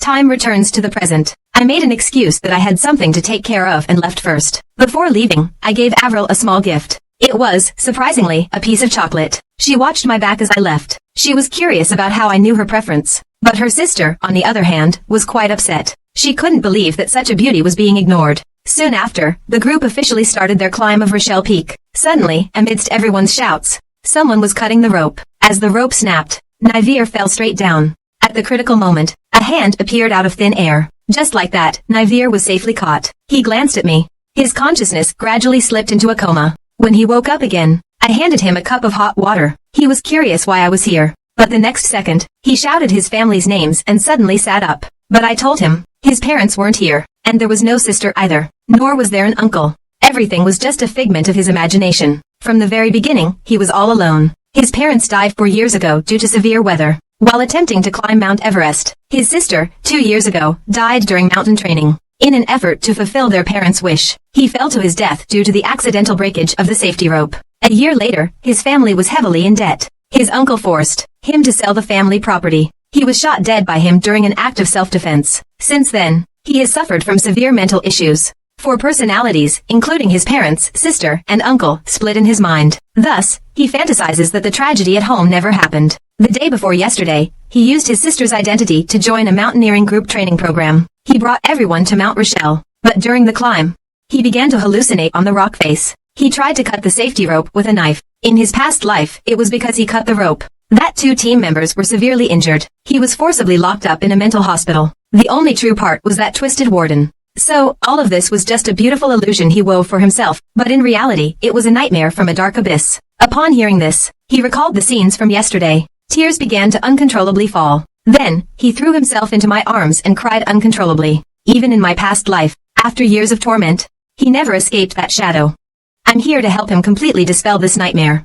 The next day, several tombstones stood at the foot of the snowy mountain. He took the dog tag from his neck and hung it on a nearby cross. This meant that he had let go of these obsessions. I then told him that I had already helped calm down the other team members. They promised not to hold him responsible for cutting the rope. He first expressed his gratitude to me, then asked if we would meet again in the future. When he heard me say that we probably wouldn't, he showed a hesitant look, as if he wanted to say something but couldn't, because he knew I wouldn't tell him where I was. But then he suddenly changed the topic. He said if I had done something to him last night, he wouldn't have refused at all. It made me feel like I missed out on a fortune. But now it's time to leave. Unexpectedly, he hugged me from behind. He offered to come with me. No matter who I was, he would follow me. I sighed helplessly. I hope he can have his own beautiful and bright life. As for Hummingbird, I'll just keep him in my memories. Suddenly, he sensed something was wrong. He questioned why I touched his butt. I quickly explained that I accidentally bumped into him. He didn't press the issue. Instead, he turned and left. Actually, there was no further interaction with him, which was probably for the best, because I went abroad to rescue my former subordinates, and neglected my connection with the campus beauty. It caused him to be completely unable to sleep that night. In 2.5 minutes, it would be his birthday. Although he tried to fall asleep by counting sheep, there were always sheep that suddenly turned into my form. It wasn't until a strange noise outside the window that he noticed me downstairs. However, when I asked him to open the window, he angrily refused. He thought I had forgotten that tonight was a special day. But after the happy birthday message popped up on my phone, my earlier complaints vanished into thin air. The next morning happened to be a weekend, and the school was organizing a spring outing in the park. Seeing my little sister getting close to Ing Cheng, Firefly, the school beauty puffed out her cheeks in a huff. Seeing this, Luo Cheng thought having a little sister was really convenient for chasing girls. I didn't want to continue this topic, so I made an excuse to leave first. Not long after, I ran into Hao Nan, who was lost in thought. It seemed that the 2 hospital trips from back then had really affected him. I slyly asked him if he could swim. Without even thinking, he just said no. It seemed like something clicked in my mind. Yesterday, when I was visiting the school bell's house, I ran into Teacher Lu and some people from the education company on the road. I learned from the academic director that they were here to discuss the renewal of the contract. The school is planning to transition from public to private. As the only top teacher at the school, the capitalists will definitely try every way to keep him and make him a star attraction for recruiting new students. But since the pay wasn't high, he didn't agree right away. So I had to find a way to increase the threat. I had no choice but to inconvenience Hao Nan again. So I used my ability to throw him into the pond. Then I shouted to the head of the academic office that a student had fallen into the water. The head of the academic office and Luo Qing quickly arrived. But I grabbed Luo Qing by the arm. After all, he's a good swimmer. We can't let him ruin things. The dean of students jumped in. In just a few minutes, he rescued brother Hao Nan. Just as the dean of students was pulled ashore, I raised my arms and shouted, "The dean of students is awesome." All the other students followed suit and cheered. Of course, that wasn't enough, so I had Firefly use the media to help with the publicity. In the following days, major newspapers and TV stations were reporting on the deeds of the Director of Academic Affairs. He also became a local model teacher thanks to this. Even the education headquarters directly ordered him to oversee the high school department's teaching research work. His salary increased several times over. After school that day, Hao Nan specially asked for a protective amulet for himself, but he realized that the school beauty was not heading home. So he quietly followed her to the shop of the bald man. After the school beauty learned that I was going to the supermarket, she skipped away happily. On the way, brother Hao Nan saw that the school beauty was about to turn around, so he quickly pulled out his secret trick. He hurriedly crouched down to pretend to tie his shoelaces. Just as the school beauty thought he was stalking her, he hurriedly explained that his home was nearby. Unbeknownst to him, a group of people in the distance were watching them. They had identified their target. A few of them quickly closed in. In just a few seconds, they subdued the campus belle. They said that if he didn't want the girl to get hurt, he should come with them. He remembered how the dean had saved his life. He couldn't abandon his sense of brotherhood, so he left with them. Soon after, I returned to Baldhead Town. I heard that the campus beauty had just been there. I decided to go out and meet him. But after searching for a long time, I couldn't find him. Until I saw a bag lying on the ground. I realized that things might not be as simple as I thought. The two of them were brought into a hall. Li Qingshan first asked Brother Haonan to sit down. Then he asked if he had anything to say. After all, he had suffered a big loss at my hands before. He had been in the hospital for half a month. Brother Haonan was unaware of this. He casually replied, "Drink more hot water." Upon hearing this, the surrounding lackeys went into a frenzy. They thought this person was really too arrogant, but Li Qingshan stopped them. He then instructed his men to bring over what they had prepared. It was a whole box full of cash. This left Brother Haonan completely stunned. He then suggested using the 500,000 to buy all the bets on one hand. If they agreed, they could take the money right now. And the campus belle needs to be held here as a hostage. At this moment, Brother Haonan is struggling to suppress his panic. He understands that these people have mistaken him for someone else. After going through several layers of screening,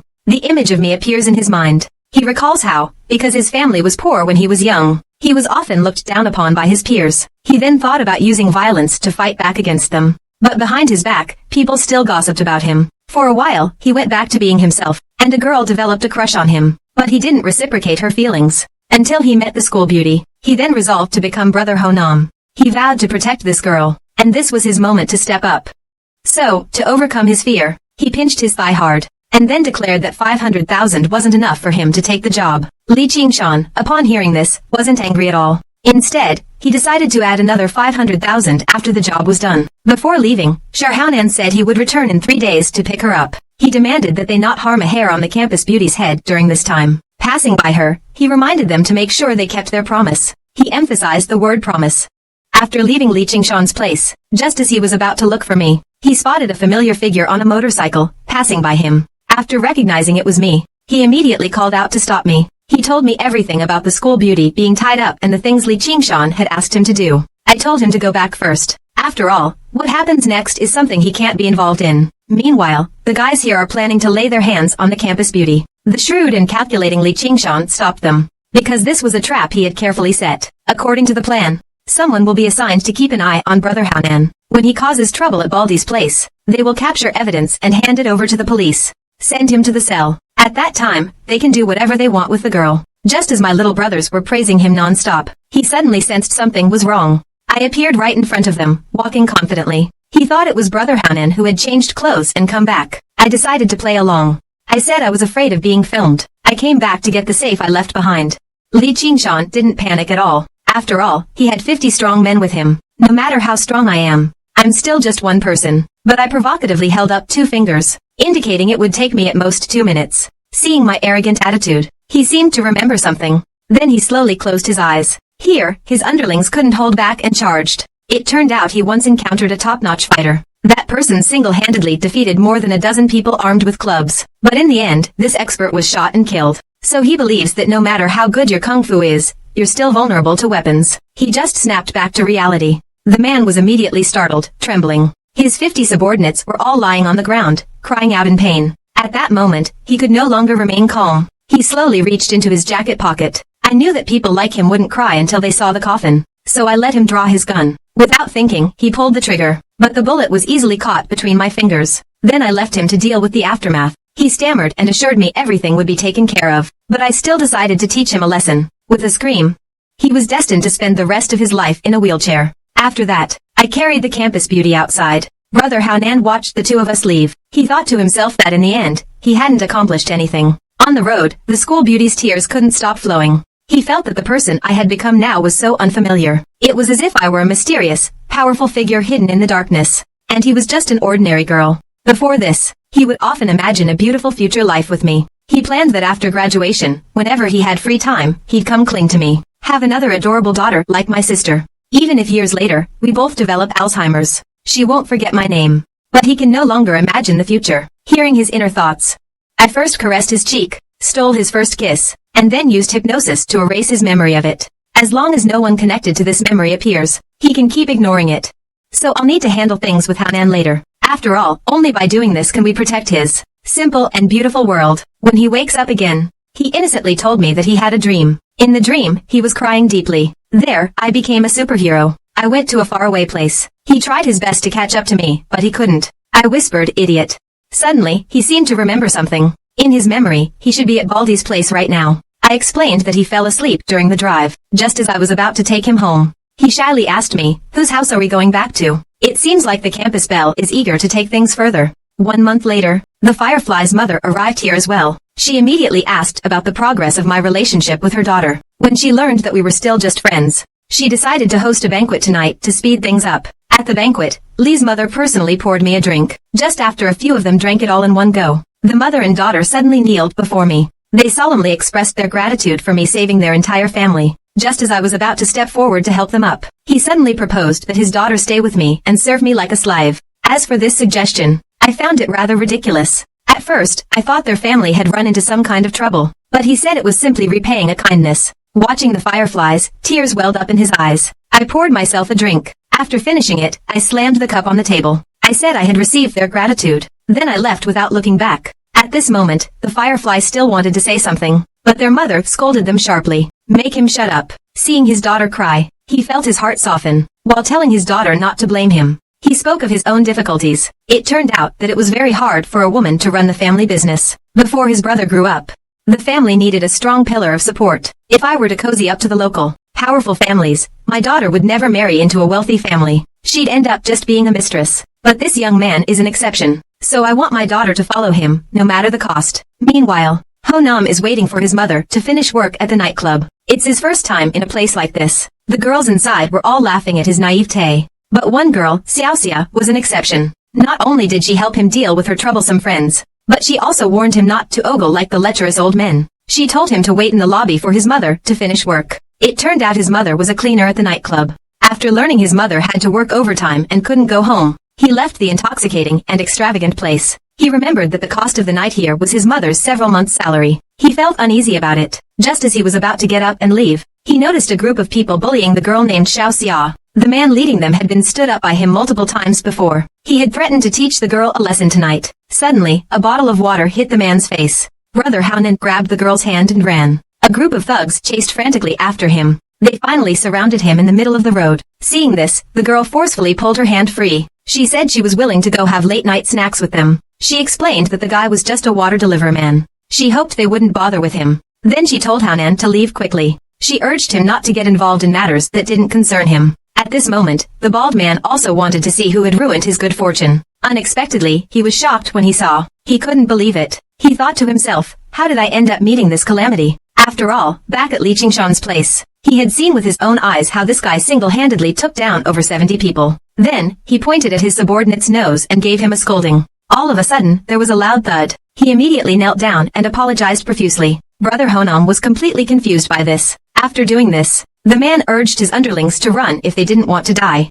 Although the girl was surprised by his identity, she didn't ask too many questions. She then asked him to take her home. Meanwhile, the firefly was drenched and came to find me. It turned out he was worried that what his mother said tonight would make me look down on him. So he wanted to come and understand the situation. I gave him some clothes and told him to take a shower first. Soon, he came out of the bathroom. I invited him to sit next to me, and handed him an apple. He ate while crying. He said if he couldn't stay with me, he'd have to go back to his country with his mother. But I said it would be better for him if he went back. Wanyan cried even harder. He thought the school beauty was the only one in my heart. And I just wanted to get rid of him. And he said if I didn't want him, his mother would give him to a chaebol as a mistress. I stroked his head. Told him to go back and lie. Just say he's already with me. Over here, Brother Haonan also saw Xiaoxia home. He heard crying from the next room. He cursed silently in his heart, thinking the owner of this house must be a scumbag. Then he told the girl that everything was fine and that he would leave first. Just as he was about to leave, unexpectedly, the girl rushed forward and kissed him. Then she said the next time he walked her home, she'd let him inside. At that moment, Brother Haonan felt like he was on top of the world. Seeing Firefly's crying lesson, I offered to walk him home. But he seemed very resistant, because he didn't want to go back and listen to his mother's scolding. So I asked if he could sleep here tonight. It just so happens that my sister is staying at school, so he can sleep in my sister's room. I was about to go back to my own room to sleep, but he beat me to it and sat on my bed. He said he's no longer a child. He wanted to sleep with me. This reminded me of the time when I saved him in the past. Since that's the case, I pretended to agree immediately, just as he closed his eyes, waiting to become my woman. But several minutes passed with no action. When he slowly opened his eyes, he found himself already bound up like a zongzi. The next morning, I told him to wash up and hurry home. He knew very well that if he went back like this, he wouldn't be able to explain himself. So I told him to endure it for a bit. Then I gave him a hard slap on his backside. He blushed deeply. He asked me why I hit him. I didn't give him much of an explanation. Instead, I suggested that when he got back, he should pretend to have a stomachache. That way, his mother naturally wouldn't send him away. The next day, I came to pick up my sister from school. At first, I thought the kindergarten teacher was joking when she said my sister was mature for her age. But when I heard my sister sing, I'm afraid I might fall in love myself, not daring to get too close. That's when I understood what the teacher meant. Looks like I need to lock up the TV remote at home. Just then, the firefly called me. He mentioned that his mother had an accident. He asked me to hurry over. Since the school beauty has been forced to study by her father recently, I decided to send my sister to Baldy's place for the time being. Afterward, I saw Ling, who had lost consciousness. There was a strange smell mixed with his breath. The strongest smell was coming from the bathroom. After some investigation, I concluded that his mother was poisoned.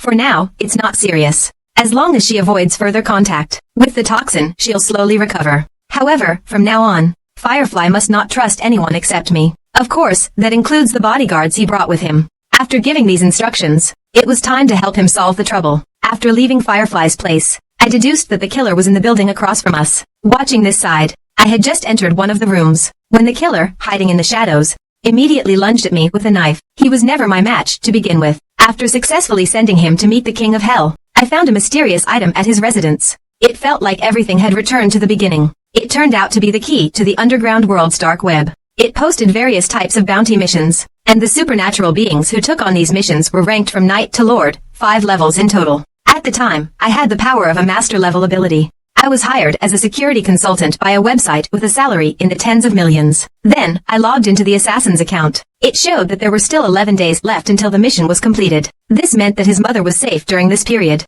However, as a competent internet troll, I was leaving furious comments under various posts. Someone eventually replied to my comment. So, I ended up arguing with him. After all, this person is my enemy from my past life. After a 2.5-minute long argument, a certain red-haired girl was venting her frustration. The girl next to her asked what happened. She explained that some jerk on the website had offended her, but due to the website rules, she couldn't find out my personal information. But the girl said she had a way to track me down. She first found the post I made. Then she used 2 fake accounts as cover, to make me let my guard down. Finally, from the messages I replied to, she concluded that I seemed to be interested in telekinesis. So she posted an assassination technique related to telekinesis. When I responded by agreeing to private message, the two of them excitedly thought that I had finally taken the bait. He couldn't wait to find me and tear me to pieces. But the girl told him not to be so impatient. This kind of thing takes time.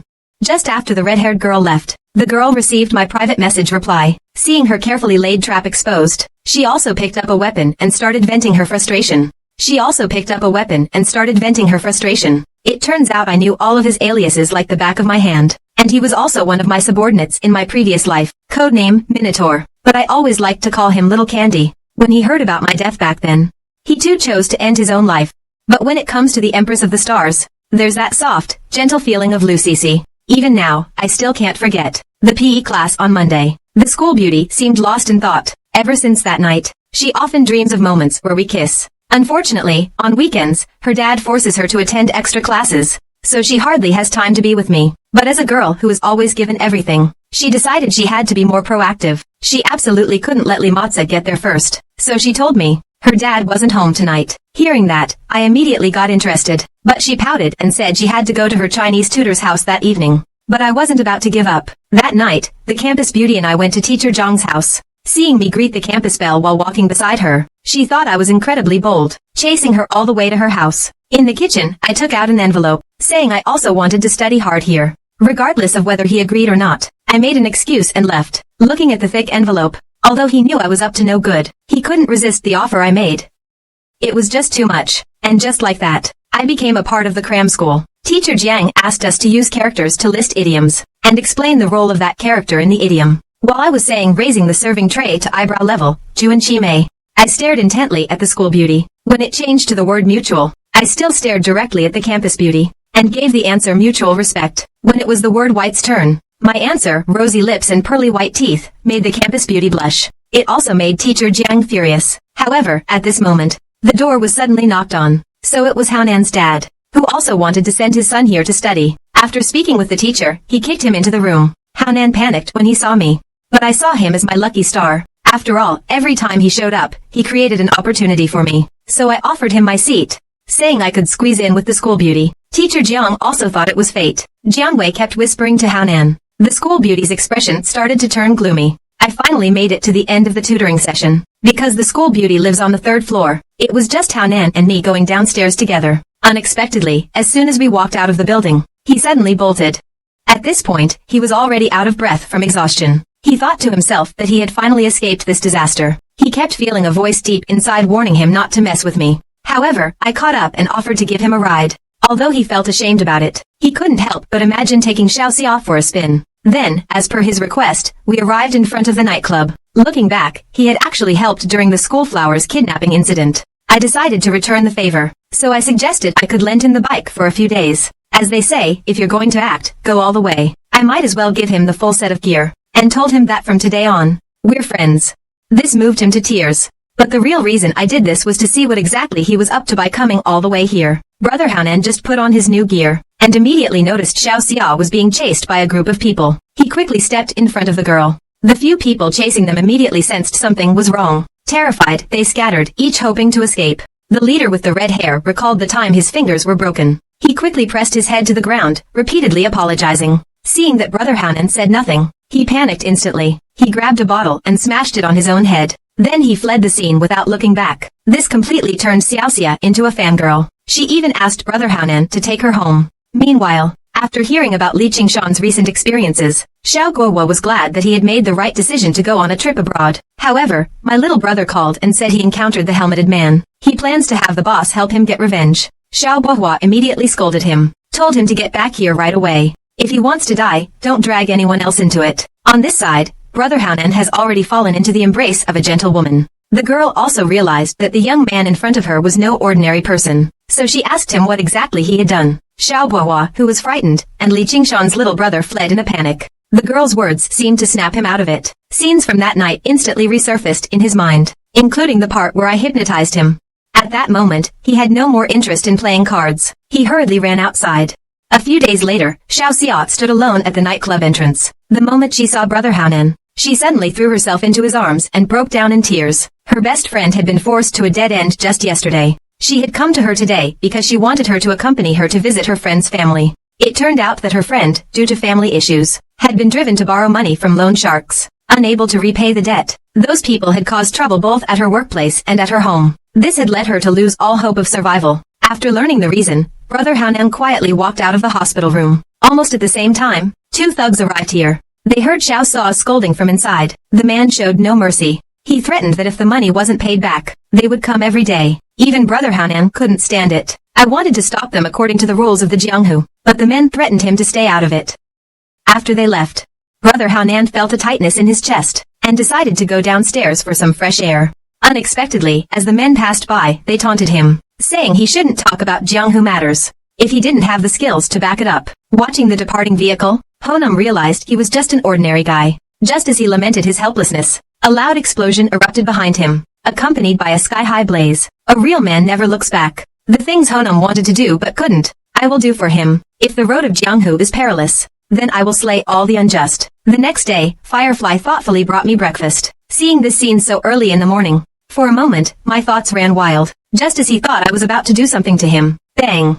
He was shut out the door. After all, doing such a thing to a minor girl would at least result in a sentence of 3 years or more. But to ensure his mother receives better protection, I posted a bounty task on the website. As soon as I posted it, 6 people took up the commission. With the mindset of the early bird catches the worm, I chose someone named Floating Life. What's the point of words? I believe with this person, plus my own double protection, my target is basically safe from danger. This evening he said his mother is hosting a meeting tonight, and will probably be busy very late. At this moment, Lee's mother came over to ask about our relationship progress, but she just pouted and didn't respond. Lee's mother could only sigh helplessly. Of course, I noticed all of this. At that moment, I felt a strong killing intent. As the elevator door opened, a fierce, menacing face appeared. Just as the man was about to make his move, Xiao Luo grabbed his wrist with one hand, and quickly pressed the door close button. The two of them are already locked in a struggle inside the elevator. The mysterious person uses a move called Manager's Beauty. He sends the man flying. The man knows he's no match for him.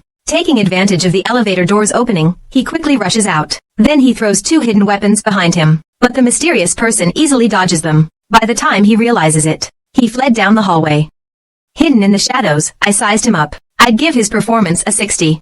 At the internet cafe, the mysterious man used his one-finger typing technique to tap out information about the attacker on the keyboard. He saw the message I sent him asking him to stall the attacker, promising an extra 100,000 as payment upon completion. He immediately agreed. The next day, Firefly recalled last night's plan. Although he was afraid his mother might be in danger, he firmly believed I would protect them. So he brought his mother out to the street. Im seemed to sense something unusual about her daughter, and was about to ask what was happening, when she suddenly sensed something was wrong. Instinctively, he pushed his daughter away with force. At this critical moment, the mysterious figure appeared again. He knocked away the oncoming vehicle. In the blink of an eye, another person lunged at him with a knife. He used a move called the Lion's Roar. It successfully froze the attacker in place. Then, he swiftly kicked the weapon away. Seeing that the mother and daughter were unharmed, he turned and left without looking back. The fleeing attacker arrived at the rendezvous point. After getting into the car, he immediately urged his companion to leave. They didn't notice a motorcycle tailing them. Back at their hideout, they awaited the return of another member. After some discussion, they decided to abandon the mission. They knew that the other side had hired a powerful expert. Moreover, the fourth brother had been injured during yesterday's operation. At this moment, the third brother decided to check on the injured fourth brother. But what greeted him was a burst of sparks and lightning. I didn't expect that modern technology would be so convenient to use. The other two came running when they heard the sound. They still thought my target was the behind-the-scenes client, but when they heard me telling them to obediently hand over the website's profits, the two could no longer hold back. They both brandished their weapons. The younger brother charged forward without hesitation. The moment his dagger touched the stun baton, he was instantly electrocuted. Seeing this, the older brother seemed to understand the principle of electrical conductivity in metals, so he dropped his weapon, charging in barehanded. If the person before was a crouching dragon, then this guy is a young phoenix. Even though they were unwilling, I still decided to send them on their way. Meanwhile, the mysterious person staggered his way to a courtyard. When he took off his mask, it was the face of Teacher Jiang. He couldn't help but sigh that he was getting old.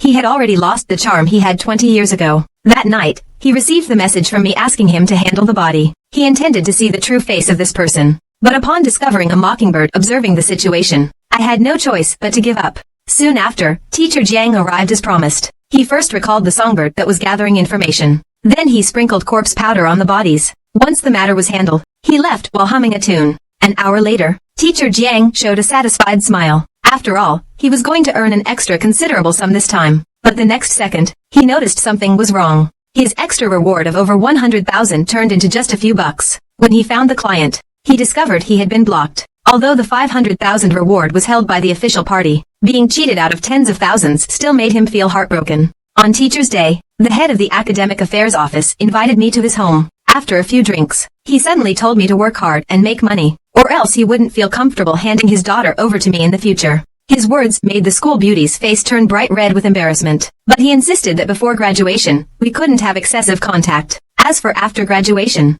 he said he wouldn't be able to control that. I also agreed that before then, I would keep things respectful with his daughter, nothing more. His wife saw this. She made an excuse that he had drunk too much. She told him to stop saying these useless things. At this moment, the head of academic affairs was listening to everyone. After all, he had already recognized me as his son-in-law. Seeing that the head of academic affairs was really drunk, his wife decided to take him to rest. The school beauty sensed that her mother seemed to disagree with us being together. I intended to explain myself, but I told him not to worry about it. Parents want their children to live better lives. That's perfectly normal. Unfortunately, the school beauty had already made up her mind. As long as she could be with me, she was not afraid of anything. Then I took my sister to Teacher Zhang's house. Since Teacher Jiang went out to buy medicine, Aunt Song started chatting with me. She immediately recognized me as the one who was dating the daughter of the academic affairs director. I didn't expect my bad reputation had spread here too. It was just 1 p.m. here. And suddenly, she slammed the table and jumped up. What huge monster is this? Then, as my sister and I watched in astonishment, it actually started performing a play in the living room. Several minutes passed, and it still showed no signs of stopping. Just then, the sound of birds chirping on the balcony attracted my attention. As I realized this was the object held by that mysterious person, Teacher Jiang rushed back, panting. He quickly took out the medicine and gave it to his wife. Only then did he gradually return to normal. It turns out Aunt Song used to be in an opera troupe. During that time, she developed a strange illness. It would flare up at exactly 1 p.m. every day. Since it couldn't be completely cured, she had to rely on medicine to control it at the right time. Seeing this, I didn't linger any longer. She said Auntie sings opera very well. She hopes to hear a complete performance next time. At first, Aunt Song thought she had embarrassed herself in front of the students. But after hearing Teacher Jiang repeat my words, she only felt that the academic affairs director had found a good son-in-law. But Teacher Jiang didn't think so, because he heard that Yang Xiui was not satisfied with my family background. She was determined to marry her daughter into a wealthy family. Aunt Song reminded her husband in formal language, "If the campus belle and I encounter any difficulties in the future, be sure to help us." He readily agreed. The next morning, I met Teacher Jiang practicing dance in the park. It felt like the flood washed away the Dragon King's temple, like one family not recognizing another. Thankfully, I refunded him all the scammed money last night, so I quickly went up to him to try and get on his good side. I told him I wanted to learn his boxing techniques. When he refused, I first pretended to be frail and sickly since childhood. Then I started coughing dramatically beside him. After that, I opened my palm and claimed a fortune teller had told me I wouldn't live past 20. He believed me. I had no choice but to agree. When he asked me what illness I had, I asked him to lend me some tissue. I told him the ketchup stuck to my hands was really uncomfortable. Seeing that I was joking again, He was so angry that he almost exploded. But I made sure he couldn't back out. After all, my special ability has a fatal flaw. Maybe his chi training method can help solve this. The next day, I brought Haonan over as well. After I kicked him in the calf, he knelt down, completely stunned. Using my reputation as a martial arts prodigy, I planned to have teacher Jiang take him in as well. He couldn't refuse on the spot. He decided to let Haonan try a set of Tai Chi to see. Looking at his flailing movements, like a moth fluttering around, teacher Jiang immediately realized that he was definitely not a martial arts genius. He was clearly just a complete fool. Then, he called out for me to join in and do a set. He gave an evaluation that, although better than Brother Haonan, he was still an average talent. As the saying goes, out of sight, out of mind. So he let us practice the horse stance on our own. I need to step aside for a moment to clear my mind. Seeing that he had already walked far away, I immediately stopped my training. I reminded Haonan not to slack off. There's a saying, if I'm handsome, I can leave first. But if you're ugly, you have to train like a dog. At night, I quietly went to Haonan's room and used my ability to give his body a complete makeover. I hope he doesn't let down my efforts in the future. In the following days, teacher Jiang suddenly realized that Haonan was indeed a martial arts genius. This made him grow fonder of his disciple. As for me, I kept skipping training, which led to constant criticism. This time, he was determined to give me a good scolding, just as he was yelling at me to hurry up and train. But I found my sister behind me. He immediately decided to take her to buy something delicious. He put aside the thing he was going to criticize me for. I came to Brother Haonan to greet him. He told me that teacher Jiang wanted to officially confirm our master-apprentice relationship. In other words, we were going to have a formal apprenticeship ceremony. But he wanted to be the senior apprentice brother. Of course, I have 100 different names for this. After all, he was the one who brought me into this. The incident with old Jiang behind me. I'm being lazy again. I was already seething with anger. Immediately, he shouted my name at the top of his lungs. Seeing my sister scared to tears by his loud voice, he had no choice but to suppress his anger. Let me train properly. After learning we were arguing over our seniority, he told us he had already taken a disciple back in his hometown. Even if we joined, we could only be ranked second and third. Brother Haonan couldn't react for a moment. How come he suddenly wasn't the second disciple anymore? I also found it quite ridiculous. It's a pity my ability can't unclog his brain. The mission to assassinate Jiang Yingzi before nightfall also came to an end. Soon, I found a new high-paying mission on the website, but the mission target would only be revealed after the employer hired someone to verify my guess. I used the Arsonist of Hearts account to accept the mission. After waiting for half an hour, the employer accepted my application. The target this time is indeed still Jiang Yingzi. Looking at the few hired assassins in the temporary drawing group, they definitely won't realize that there's a mole among them. But just to be safe, I decided to bring teacher Jiang along, since he still remembers how I tricked him last time. He immediately refused without hesitation, but he couldn't resist the high reward. In the end, he gave in to the lure of money, unaware that this was all part of the Star Queen's plot. Just then, he received a call from Minotaur. Minotaur asked him to properly complete a certain commission. He readily agreed. Then he suggested they go out for drinks and watch girls pole dance after the job was done. Minotaur told him to stop saying such weird things, saying that drinking hindered his intellectual growth. Unexpectedly, Lu Cece mentioned that she had secretly added rum to the cake he ate during his birthday. The next second, shouting could be heard from the phone. She said that if this continued, she would no longer acknowledge him as her master. He also realized that his well-behaved disciple was really angry. But the two of them had already made up their minds. He had no choice but to wait until he was done here and explain things when he got back. But just thinking about how he would soon find the culprit who set fire to her heart, he also started to feel excited. The next morning, Firefly was getting ready to take his mother out. Because last night I told him the assassination attempts had started again. I needed his mother as bait to launch a preemptive strike. Cece Lu had just woken up as well. They bumped into each other as they were leaving. They complimented each other on their beauty. Fortunately, his goal was to draw me out, so he wasn't in a hurry to act here. Time passed quickly. It was evening after waiting for an entire day. The group of assassins didn't take any action. Just as teacher Jiang thought everything would be fine today, he suddenly sensed something was wrong. His thrush had actually fallen into a stranger's hands. The person in front of them was none other than the Starry Sky Empress, Lu Cece. She completely ignored the witch who was eating nearby. She walked straight toward teacher Jiang. Teacher Jiang also looked on alert. He knew all too well how terrifying this woman's strength was. At this moment, Lu Cece's face was grim as she questioned her. Was it satisfying to call herself an old woman? Then, she decisively activated her supernatural ability. Teacher Jiang was completely bewildered. Then I was sent flying. I was so scared, I spat out my drink. I really couldn't understand why this woman was here. Then I remembered that the names of the other 5 people in the group, when combined, formed Star Queen. Teacher Jiang was already severely injured under this fierce attack. But Lucy didn't intend to let him off. She didn't give him a chance to explain. With one stomp, she shattered the ground. as he uttered the words arsonist of a delicate heart.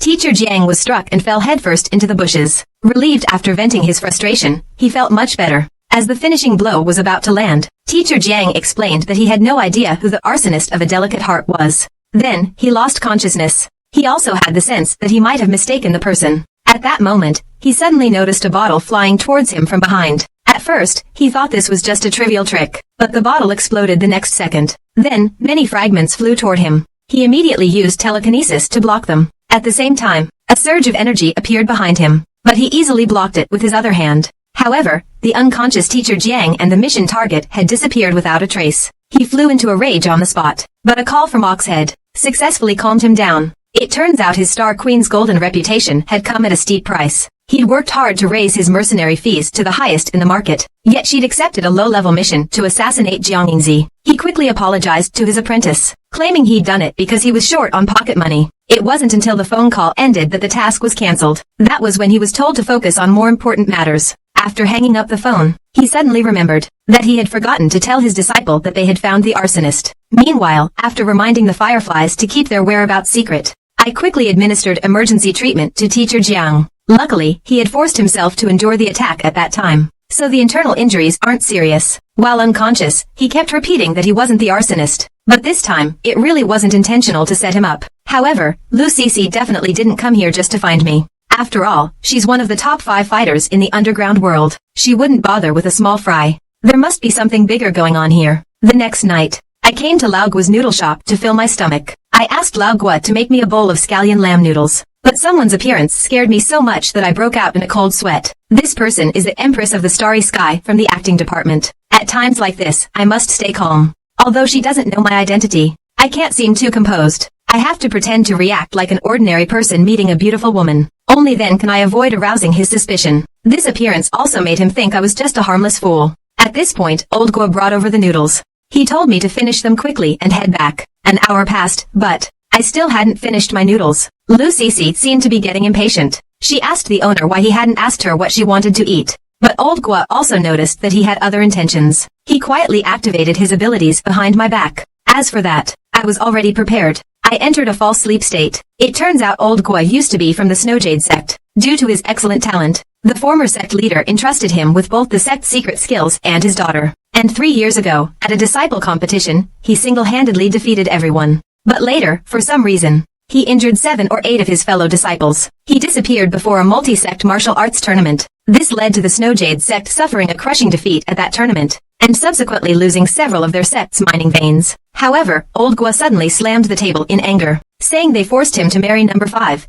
who weighs 160 kilograms. Marrying a woman you've never met before, whose arms are thicker than his waist, and whose appetite is more than 10 times his. Anyone in his place would run away first. If it weren't for pretending to be unconscious, I would have burst out laughing. Even so, the Empress of the Starry Sky can't ruin her own reputation. Her special task was to bring Old Gua back to the Snow Domain Gate. Old Gua is also a person of principles. He carefully tapped the spot that was shaking, to avoid damaging her shop. And so, the battle shifted to Neosho Mountain. At this moment, Lu was standing high above. He was persuading Old Gua to come back with him. It was clear that Old Gua is no match for him at all. After hearing that Shuayu sect had hired the Empress of the Starry Sky to capture him at the cost of a mineral vein, he stated that he would rather die here than return with him. The two then engaged in a fierce battle. But Lu Cece always maintained a relaxed and effortless stance. Even when Old Gua launched a full-force strike, he easily blocked it with one hand. Seeing this, he decided to hold nothing back. He casually sent Old Gua flying with a single strike. After all, he had the power of a controller-level being. While Old Gua was still at the peak of the supreme level, when his request to return with him was rejected again, Lu Cece swung the whip conjured by her abilities. Though Old Gua caught it with his hand, the purple flames quickly consumed his arm. He recognized this as the exclusive secretary from the snowy region. If he continues to burn himself, he will not only waste his own strength, but also harm the foundation of his cultivation that took half a lifetime to build. Sensing something was wrong, he turned and ran. Without looking back, he dashed into the water. Thus, one was in the water, and the other on the shore. They are facing each other. In my memory, the Queen of the Starry Sky has a fatal flaw. That is, she has an extreme fear of water. At this moment, it seems that Old Bo has also noticed this. He then mocked her for being a drowned rat. He turned and swam deeper into the water. These words completely enraged Lu Cece. He uprooted a nearby tree with his bare hands, and hurled it towards the center of the lake. But I got caught in the crossfire. While Lao Gua was defending himself, I quickly escaped the battlefield from the bottom of the lake. Meanwhile, trees swarmed around Lu Sisi. The next second, she controlled them and hurled them towards Lao Gua. The huge roar caused him to lose his balance for a moment. Suddenly, a figure shot out of the water. A slap sent him back into the water. He struggled in the water for a while. After a hard time, he managed to grab a tree trunk and escape danger. However, the fat woman behind him was already prepared for trouble. She slapped him directly on the back. The woman called the shop owner her husband. She's still using Snowjade sect techniques. He thought she was the 5th miss of the Snowjade sect, but she's actually the 4th miss. After hearing Lu Sisi say there's no difference between the 5th and 4th misses, the larger woman became enraged. She swam behind him and struck him with a palm. Then she intended to cripple his cultivation, although he used his abilities to defend himself. But it still doesn't help. The two on the shore took a brief rest. They decided to eliminate the Starry Sky Empress. This trouble was just between the two of them. When they were about to take action, a loud voice suddenly came from the sky. Since you two are no longer in danger, you can leave now. Why cause more harm to people's lives? The fat woman was about to lash out, but old Gua behind her quickly advised her to calm down. After all, No-Show Mountain is the birthplace of a certain sect. It's inevitable that some reclusive experts are present. I didn't expect this mountain to have such a deep history, so I decided to turn the situation to my advantage. Both of you have committed grave sins. Listen to this old monk's advice. Just give up. Hearing the echoing sounds from all directions, they didn't dare linger. After the two left, I could see his mental strength had suffered a severe blow. His consciousness was a complete mess. It'll probably be a long time before he wakes up. She was so scared of water that she didn't even care about her life. What a foolish woman. She actually took the burden on her back. But I decided to carry her home first. I would figure out the next step afterward. The first thing I did after carrying her home was to take off all her dirty clothes. I didn't mean to take advantage of her. After all, the lake water in the wild was really filthy. After cleaning her up, he placed her on his sister's bed. Due to her slow mental recovery, she would need at least 2 or 3 days of sleep to wake up, and I had already known this secret in my past life. When I went with him to Antarctica on a mission, we encountered a crack in the ice sheet. We both fell into the sea. After successfully rescuing him and bringing him ashore, I only then discovered he had extreme aquaphobia, because when I saved him, he clung to me like an octopus. Inevitably, I touched some places I shouldn't have. Even though I explained repeatedly, he still kicked me away. Thinking back to that kick, a wicked idea came to mind. With the mindset of never letting an opportunity slip, I reached out my sinful salty pig hand. Just as I was getting into it, his word, hubby, gave me a fright. Seeing him completely awake, I felt like I was doomed. Unexpectedly, he asked where he was, and who he was. He only remembers that in the dream, a woman kept calling out husband. So, subconsciously, he mistook this woman for himself. Apart from that, he can't remember anything else. It seems that the battle just now caused his mind to become disoriented. Seeing that I hadn't responded, his emotions became agitated. First, he forcefully threw me to the other side. Then he questioned what kind of person I was, why I would touch him while he was asleep. If he kept going like this, my life would definitely be in danger. I quickly blurted out that I'm his husband. Although he withdrew that terrifying aura, he was still completely confused. Next, it was time for my performance. He seriously explains that she is my wife. This is the home where we lived together for 3 years. Not long ago, something went wrong with her mind. She keeps having episodes every few days. She not only forgets me often, but also smashes things around the house in a mess. Then she pointed to the furniture in the room, and said these were all replaced after she broke them. That wasn't enough. I even had Teacher Jiang play the role of my stroke-stricken father. Thankfully, Teacher Jiang was still unconscious. After saying all this, I even managed to squeeze out a aggrieved tear. Even after hearing all of that, he still didn't quite believe I was his husband. Seeing this, I had to resort to my ultimate move. I accurately pointed out the location of a small, grain of rice-sized red mole on a certain private part of his body. His face flushed crimson. This man must be her husband. She quickly apologized profusely for what she had just done. I wore a triumphant smirk.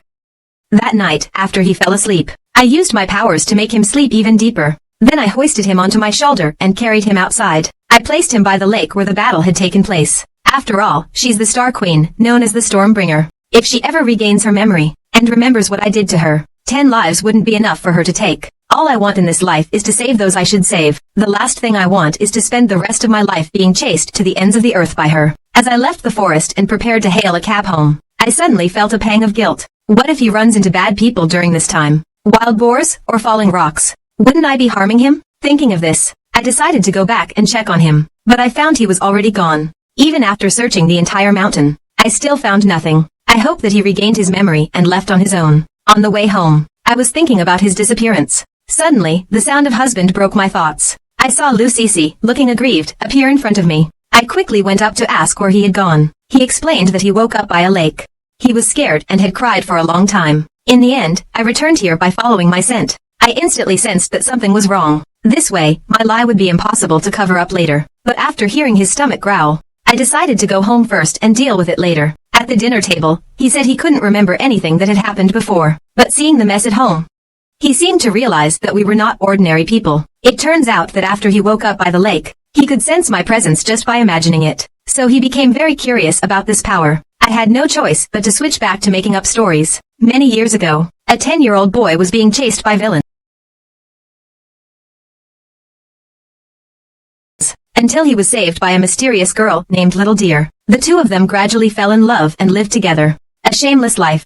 This story felt strangely familiar to her. I explained that it was all based on her own experiences. Because of her and my father's illnesses, we've withdrawn from the world.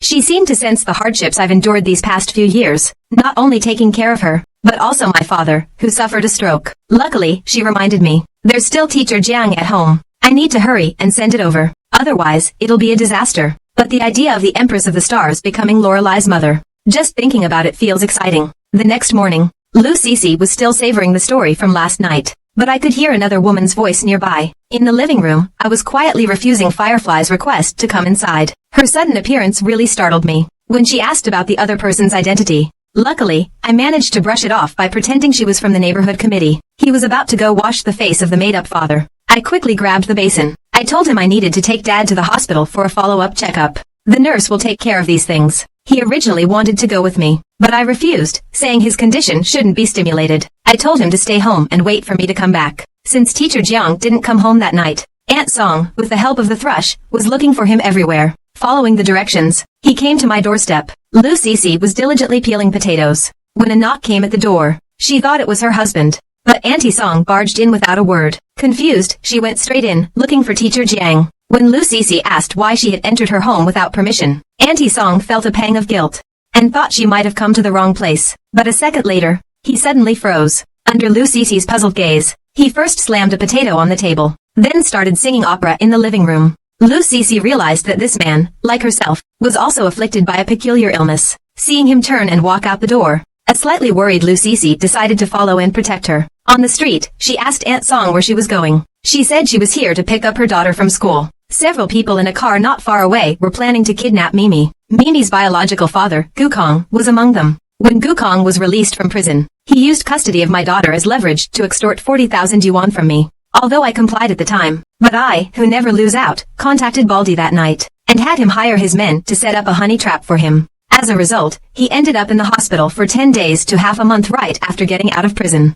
He also guessed the mastermind behind it, so he collaborated with the current leader of the Shefeng Hall, Brother Ji, planning to use his sister to hit me hard once again. At that moment, a little brother told Brother Ji that he saw a beautiful woman. He immediately scolded the little brother, telling him not to scare him while handling serious business. But after seeing Lu Sisi's graceful figure, he was instantly captivated. Even while ordering his men around, his eyes kept scanning Lu Sisi up and down. Gukong quickly brought his daughter out. When Aunt Song saw a stranger approaching her sister, she immediately stepped forward and asked who she was. Seeing this, her sister called out Godmother. While preparing to rush into Aunt Song's arms, Ji-guk quickly explained that he was a friend of the child's father. Aunt Song didn't care about any of that, and started to fight Gukong for control of his daughter. As soon as his daughter said that her dad had taken her to the hotel to see me, Ji-guk tried to push Aunt Song away. However, he wasn't strong enough to move her. To avoid making a bigger scene, he decided to let Aunt Song go with him. Unexpectedly, Lu Sisi walked over. She said she was worried about Aunt Song, and wanted to go along too. This made Brother Ji very happy. Not only did he get a cash cow, but he also got a beautiful woman for free. However, when I returned home, there was no sign of Lu Sisi. At first, I thought he'd regained his memory and left. But then I thought, if someone like him regained his memory, he'd definitely stay home and wait for me to return. While I was searching the streets, I received a call from Gukong saying he had my sister. He also told me to prepare 50,000 yuan and deliver it to him. He even gave me the address of Shefeng Hall, and warned me not to try anything funny. It seems that sparing him last time was too merciful of me. This time, I will personally send him to meet the King of Hell. Meanwhile, Brother Ji and a few others arrived on the third floor of Shefeng Hall. When they entered, he specifically reminded Xiaoli that no matter what sounds came from inside, they were not allowed to enter. After sitting down, he generously declared, he'll cover all the expenses tonight. Aunt Song took a deep breath. In an instant, she listed over 100 dishes. He felt a bit overwhelmed, so he found an excuse. He asked Gukong to take Aunt Song and his daughter next door to reopen a private room. In reality, he was worried that if Aunt Song stayed here, he wouldn't be able to make a move on the beautiful woman in front of him. Not long after, Gukong brought over a glass of watermelon juice, but Lu Cece said she only liked to drink. Hearing this, Brother G was overjoyed. After all, drinking on an empty stomach makes one get drunk more easily. Then, Lu Cece asked Gukong to lend her his phone to make a call. The moment the phone rang, I thought Gukong was planning to raise the price.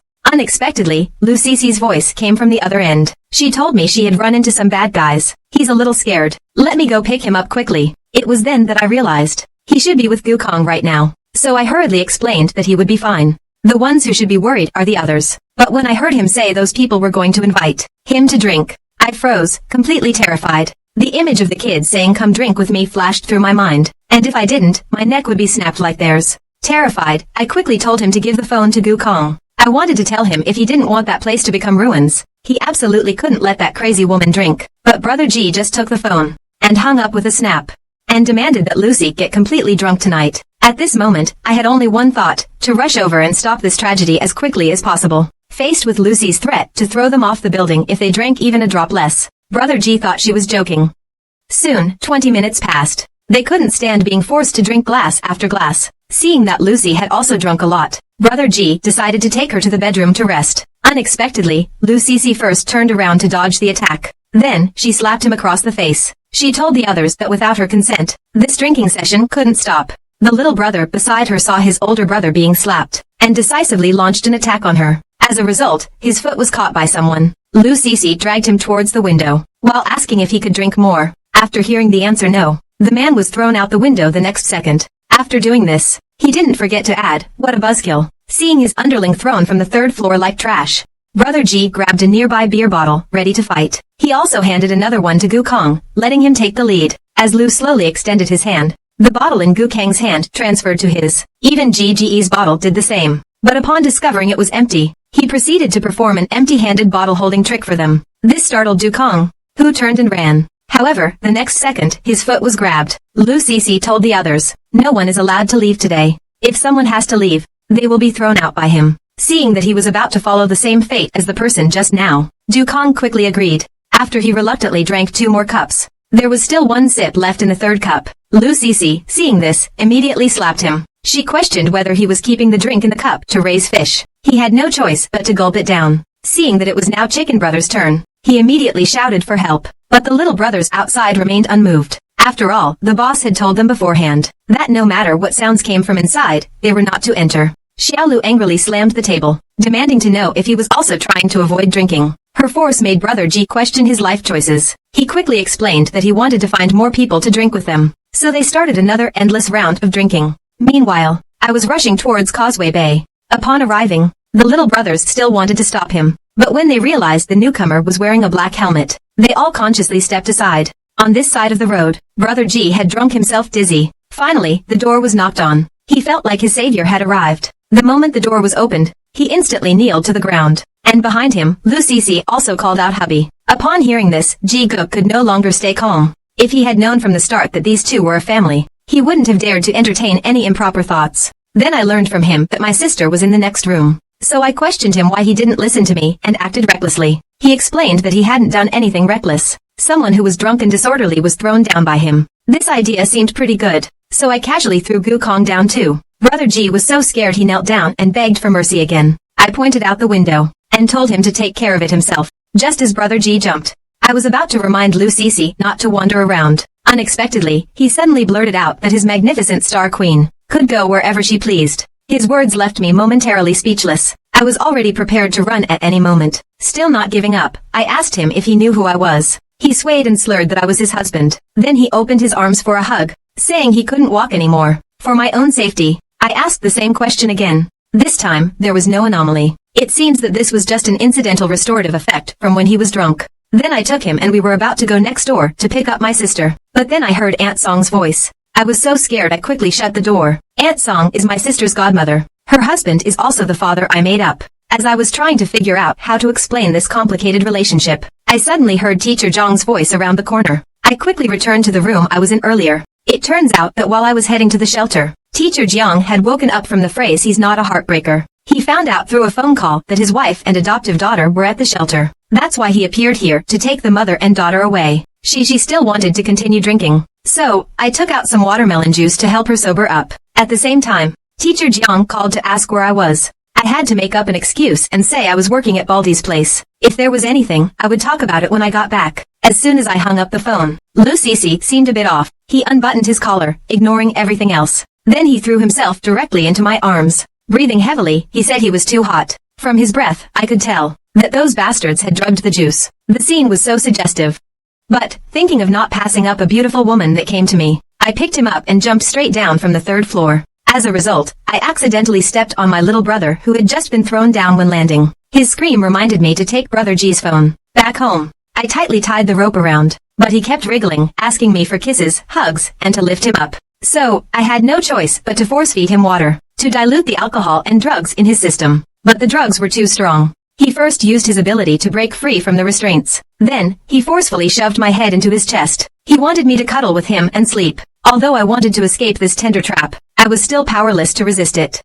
In the end, I had no choice but to give in. 2.5 hours passed like this. Lu Sisi was the first to wake up. After successfully forcing the device to turn on, he happily ran to the bathroom to take a shower. With some free time on my hands, I made a call to Li Qingshan. The moment he heard my voice on the phone, he was so scared he broke into a cold sweat. It was because of the last time the school bell was kidnapped. I single-handedly wiped out the windshield block and scared him out of his wits. This caused him to wake up every night from nightmares. He just assumed all of this was Honom's doing.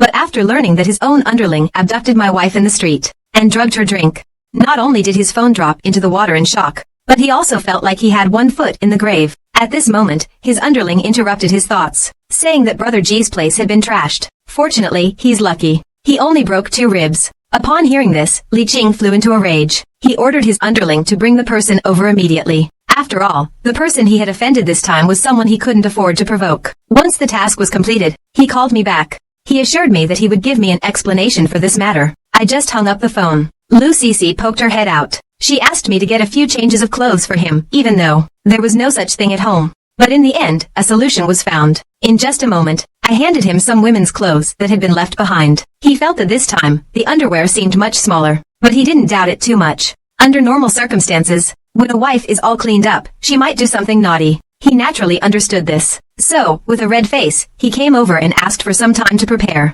I patted his head, told him not to overthink it. If I really slept with him, he won't even know how he died. Meanwhile, Xiaoxia dragged her exhausted body home. But as soon as she entered, she instantly snapped awake. Her belongings were scattered all over the room. After a quick investigation, she discovered nothing was missing. At first, he was confused. Then he realized that his newly bought underwear had disappeared without a trace. Over here, Li Qingshan also learned the full story. His younger brother told him that even if the filming didn't wrap up, Brother G would still fall into that woman's hands. Li Qingshan was not surprised by this. After all, the wife of a killer star is certainly no ordinary person. But the only thing that puzzled him was why Gu Kong would kidnap his own daughter and extort her brother. In order to understand the inside story, he immediately ordered his subordinate to investigate. Soon after, the subordinate brought back all the information about the promise. That's when he finally untangled the complicated relationship. Gu Kang's daughter's brother is Hao Nan's classmate. Hao Nan's woman is also a friend of Chen Nuo's godmother. So, none of these people can be offended. He instructed his underling to find an opportunity to personally apologize, because he knew that if this matter is handled properly, he might have a chance to stand up from his wheelchair. The next morning, the bald guy was woken up from his sleep by me. He asked her to help get a few pieces of women's clothing, and he also told her Lu's detailed height and measurements. Although, based on memory, the school beauty's height doesn't seem to be 170 centimeters. She still agreed without hesitation. Over the meal, she carefully explained to me the reason for going out yesterday. I knew she felt sympathy for Aunt Song's illness, and I didn't blame her. Then, he asked why she didn't take Aunt Song and the others along when she left. Fortunately, I was prepared in advance. I explained that we had many enemies in the Jianghu back then. If the news gets out, it could lead to a lot of unnecessary trouble. So, the fewer people who know about our existence, the better. Although he expressed some confusion, whenever he thought about those thrilling Jianghu events, the impulse to stir up trouble would rise in his heart. After leaving, I was thinking about how to get rid of Lu Sisi, so I could go to Teacher Zhang's and learn about their situation. I just happened to spot a beauty salon nearby. That gave me a solution. I used his recent skin issues as an excuse, and led him into the shop. I asked the staff to give Lu Cici a full set of beauty treatments, and reminded them to take their time and be thorough. Even if it takes half a day or a whole day, it's fine. Then I told Lu Qianqian that I needed to go out to buy groceries, and asked her to stay here and wait for me to come back. So, I went to teacher Zhang's house. When my sister heard my voice, she immediately ran to me. But I told her to finish combing her hair and go to school. I had something to discuss with my godfather. In the kitchen, teacher Jiang asked me about my sister's father. I exaggerated and embellished Gu Kang's actions that day. After learning the reason, teacher Jiang was furious. To prevent Gu Kang from causing further trouble, he will be picking up his sister from school every day for the time being. After all, he is the child's father, in a sense. This was, of course, the outcome I desired. This way, I have plenty of time to take care of other things. Although teacher Jiang was puzzled that his wife happened to run into Gu Kang at Aberdeen typhoon shelters, he didn't ask too many questions. After leaving teacher Zhang's house, I planned to contact brother Hao Nan to go to Li Qingshan's place to get some tea. But teacher Lu's voice came from the phone, asking me to hurry to school. A foreign school kept requesting to see me. At school, Mr. Lu ordered me to behave later and try to win another investment for the school. Seeing I didn't take it seriously at all, he initially wanted to have a serious talk with me. But after hearing me say that he'd forgotten the pain after the wound had healed, he seemed to remember something, and immediately changed his tune. He said that from now on, if anything happened at school, he would always help cover for me. Just like that, the two of us quickly reached a friendly cooperation. When I arrived at Director Zhao's office, I discovered the woman before me was only Director Zhao's housekeeper. Then, under her guidance, I arrived at a private room off campus. The moment I walked in, I felt like I had seen this person somewhere before, until the moment he looked up. I just realized that the yoga practitioner was Hummingbird, Nivea. To find me, he checked the entry records of all male travelers in the entire region. After understanding the whole story, he suddenly took out a collar with bells attached. As the bells shook, making a crisp sound, he blushed and asked if I liked it. Then, while putting the collar on me, he told me, for the remaining time, we could do whatever we wanted. He'd bear the bell, and the louder the noise, the more it meant I liked him. However, facing his frankness, although I was very moved, but it's still a shoulder throw, I told him this had to be done slowly. He wasn't angry at all. He even asked me to hurry up and help him up to meet. I didn't respond immediately. He even thought it was because his body wasn't attractive enough. I was speechless about that. So I asked him what exactly he wanted to do. The answer I got was that he wanted me to be his man. To discourage him, I claimed that I already had a partner. But he said it didn't matter. He didn't mind me having a few more girlfriends. Seeing this, I had no choice but to use my ultimate move as a father. But he firmly believed he could turn me straight. Until he told me that he was the only one left alive in his family. Apart from me, he has no one else to rely on. I had no choice but to compromise. So, we agreed on 3 rules. First, you cannot pry into or reveal my secrets. Second, you are not allowed to inquire about my personal life. Third, you must never do anything outrageous like today again. He agreed to all of them. His only request was that I couldn't intentionally avoid him. I then asked about the board of trustees. He explained that because I was at this school, he casually invested 3 million yuan in this education company. That's when I understood the language teacher Lu used earlier. Meanwhile, the campus beauty had been feeling uneasy these past few days, and was also experiencing a strong sense of impending crisis. It was because she hadn't seen me for several days. He decided to come to my house after school today to find out what's going on. The fireflies here also look troubled. Every day, they send me 10 messages, eager as ever. But the replies they get are pitifully few. This makes him feel really tired. His mom, seeing this, asked him if he doesn't like me. He decisively replied, whoever likes him is a little dog. Unexpectedly, his mom suddenly shot back, Mr. Silence. He immediately excitedly looked behind him. But instead, he angrily sat aside, sulking, until his mother told him that if he liked something, he should bravely pursue it. He also decided to go to my house after school. At this moment, a little girl was pulling a suitcase out of the airport. She came this time specifically to search for the missing Lu Cici. However, a man walked past her. I asked him why he was here alone. He explained that he was on vacation. Then he asked me why I was here. I told him I was also on vacation. Before leaving, he told Oxhead that following that crazy woman was a dead end. He said Oxhead could become his disciple anytime he wanted, but as a sorcerer with the power of a controller. His real purpose for this trip was to carry out the captain's mission. My mission objective this time was to disappear from this world. However, Baldy found me, dragging 2 suitcases. He said he'd plundered them from his girlfriend. He even got his face scratched by her while trying to get away with them. So I told him to go to Li Qingshan, mention Brother Haonan's name, and collect some money for medical expenses. Just as I got back to the entrance of the beauty salon, Lu Cici grabbed me and took off running. It turns out the staff had been recommending beauty packages to him, making him feel like staying there would result in being scammed. He never expected that the wife he picked up for free actually knew how to manage the household wisely. When we got home, Lucy told me that the people at the beauty salon mocked his clothes for not matching him. So I took him to the wardrobe and let him choose freely. When he asked if there were any of his cosmetics at home, I decisively handed him the bag filled with bottles and jars. Luckily, the bald guy has been through it. He was thoughtful about certain things. A few minutes later, Lucy changed clothes and found me. She expressed doubts about her past fashion choices. Seeing the scene, I almost burst out laughing. I had to explain that he always dressed like that. To avoid any unnecessary trouble, I told him to change and go for a walk. He could buy a bed while he was out. Meanwhile, the campus beauty and Firefly began their operation. But as soon as they left, they saw a little girl squatting by the street, crying. After a brief inquiry from the Firefly, it turned out that she was here because she got lost and couldn't find the hotel she was supposed to stay at. But she had a business card with information about the hotel in her hand. Moved by sympathy, the Firefly decided to take her home first. After successfully getting her to her destination, the little girl said her sister hadn't come back yet. She would be scared staying here alone. She asked the Firefly to come inside with her. Thus, the Firefly, with no guard up, walked into the room. As the door closed, the little girl's expression suddenly changed. The next second, I used my ability to put her to sleep. Reaching the shore, Candy crossed her arms, feeling that adults' minds were as simple and easy to deceive as Lucy's. It turns out his purpose in doing this was to find Lucy's location through the assassination attempt. Meanwhile, Lucy and I arrived at the second-hand furniture market. While I was bargaining with the owner, Baldy texted me saying the campus belle came to the shop looking for me. He said he'd put her off with an excuse for the time being. I thought the matter was resolved.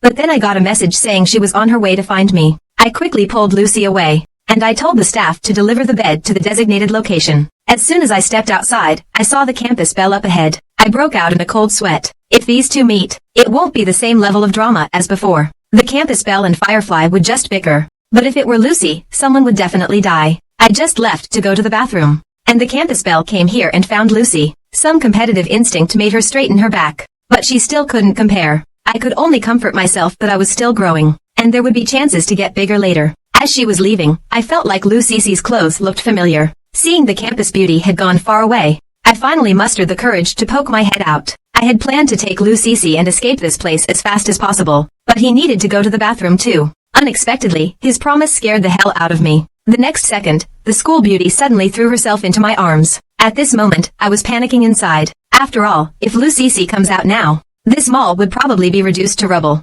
Seeing the school beauty still asking questions, I had no choice but to use the excuse that hugging her might have a bad influence. I was preparing to take her to check out the night market on the street, but she asked me to wait right there for a moment. He also needs to go to the restroom. In the restroom, Lucy stopped the campus beauty. She said her lipstick looked very nice. The campus beauty realized it was the beautiful woman she had just met at the entrance, so she generously lent her lipstick to Lucy. When the campus beauty asked if she came alone, Lucy explained that her husband was waiting for her outside. The campus beauty also told him about her boyfriend waiting for him outside. At that moment, I, who was waiting outside, suddenly had a bad feeling. Just as the two of them were walking out of the restroom hand in hand, they found that I had already disappeared without a trace. Hidden in the shadows, I was glad I had foreseen this. To avoid the campus beauty calling my name, I immediately took out my phone and called him. Just as the campus beauty was about to shout my name, the ringtone of the phone successfully prevented a tragedy from happening. After learning that my roommate had left in time and went to the store to find me, he finally waved goodbye to Lucy. I have to say, walking a tightrope on a cliff is truly exciting. When I saw him leave,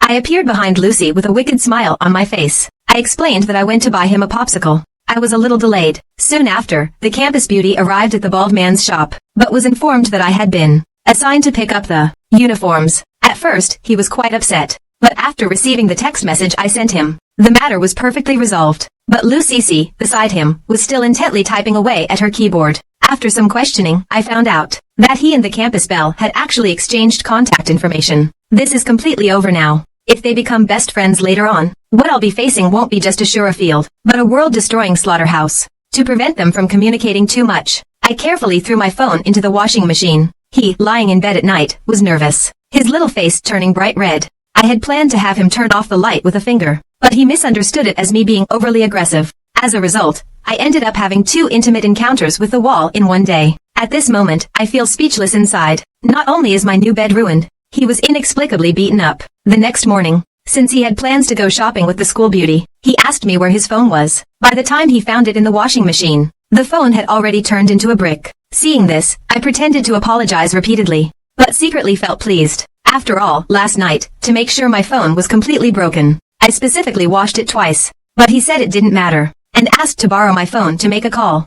He said he'd already memorized the campus bell's number. I was literally petrified on the spot. If I gave him my phone and he entered the number, the campus bell's name would pop up. At that point, jumping into the Yellow River wouldn't clear my name. I had to make up an excuse, saying my phone was in the bedroom. I told him to wait here for a moment. Just as I was thinking about how to get out of this situation, I suddenly heard someone knocking on the door outside. It made me feel like I might be saved. I wanted to thank this lifesaver, but the man outside just greeted me. I was so scared that I immediately shut the door and then pulled the curtain aside and ran away. However, to the man, the door was just a decoration. In the kitchen, I was using my telekinesis to control the utensils and attack, but he easily blocked it with a wave of his hand, just as he was about to return the favor.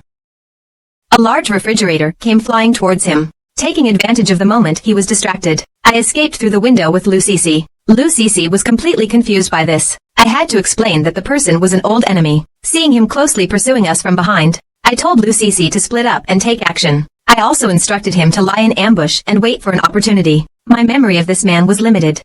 All I knew was that his nickname was the Sorcerer. He is a top-tier esper.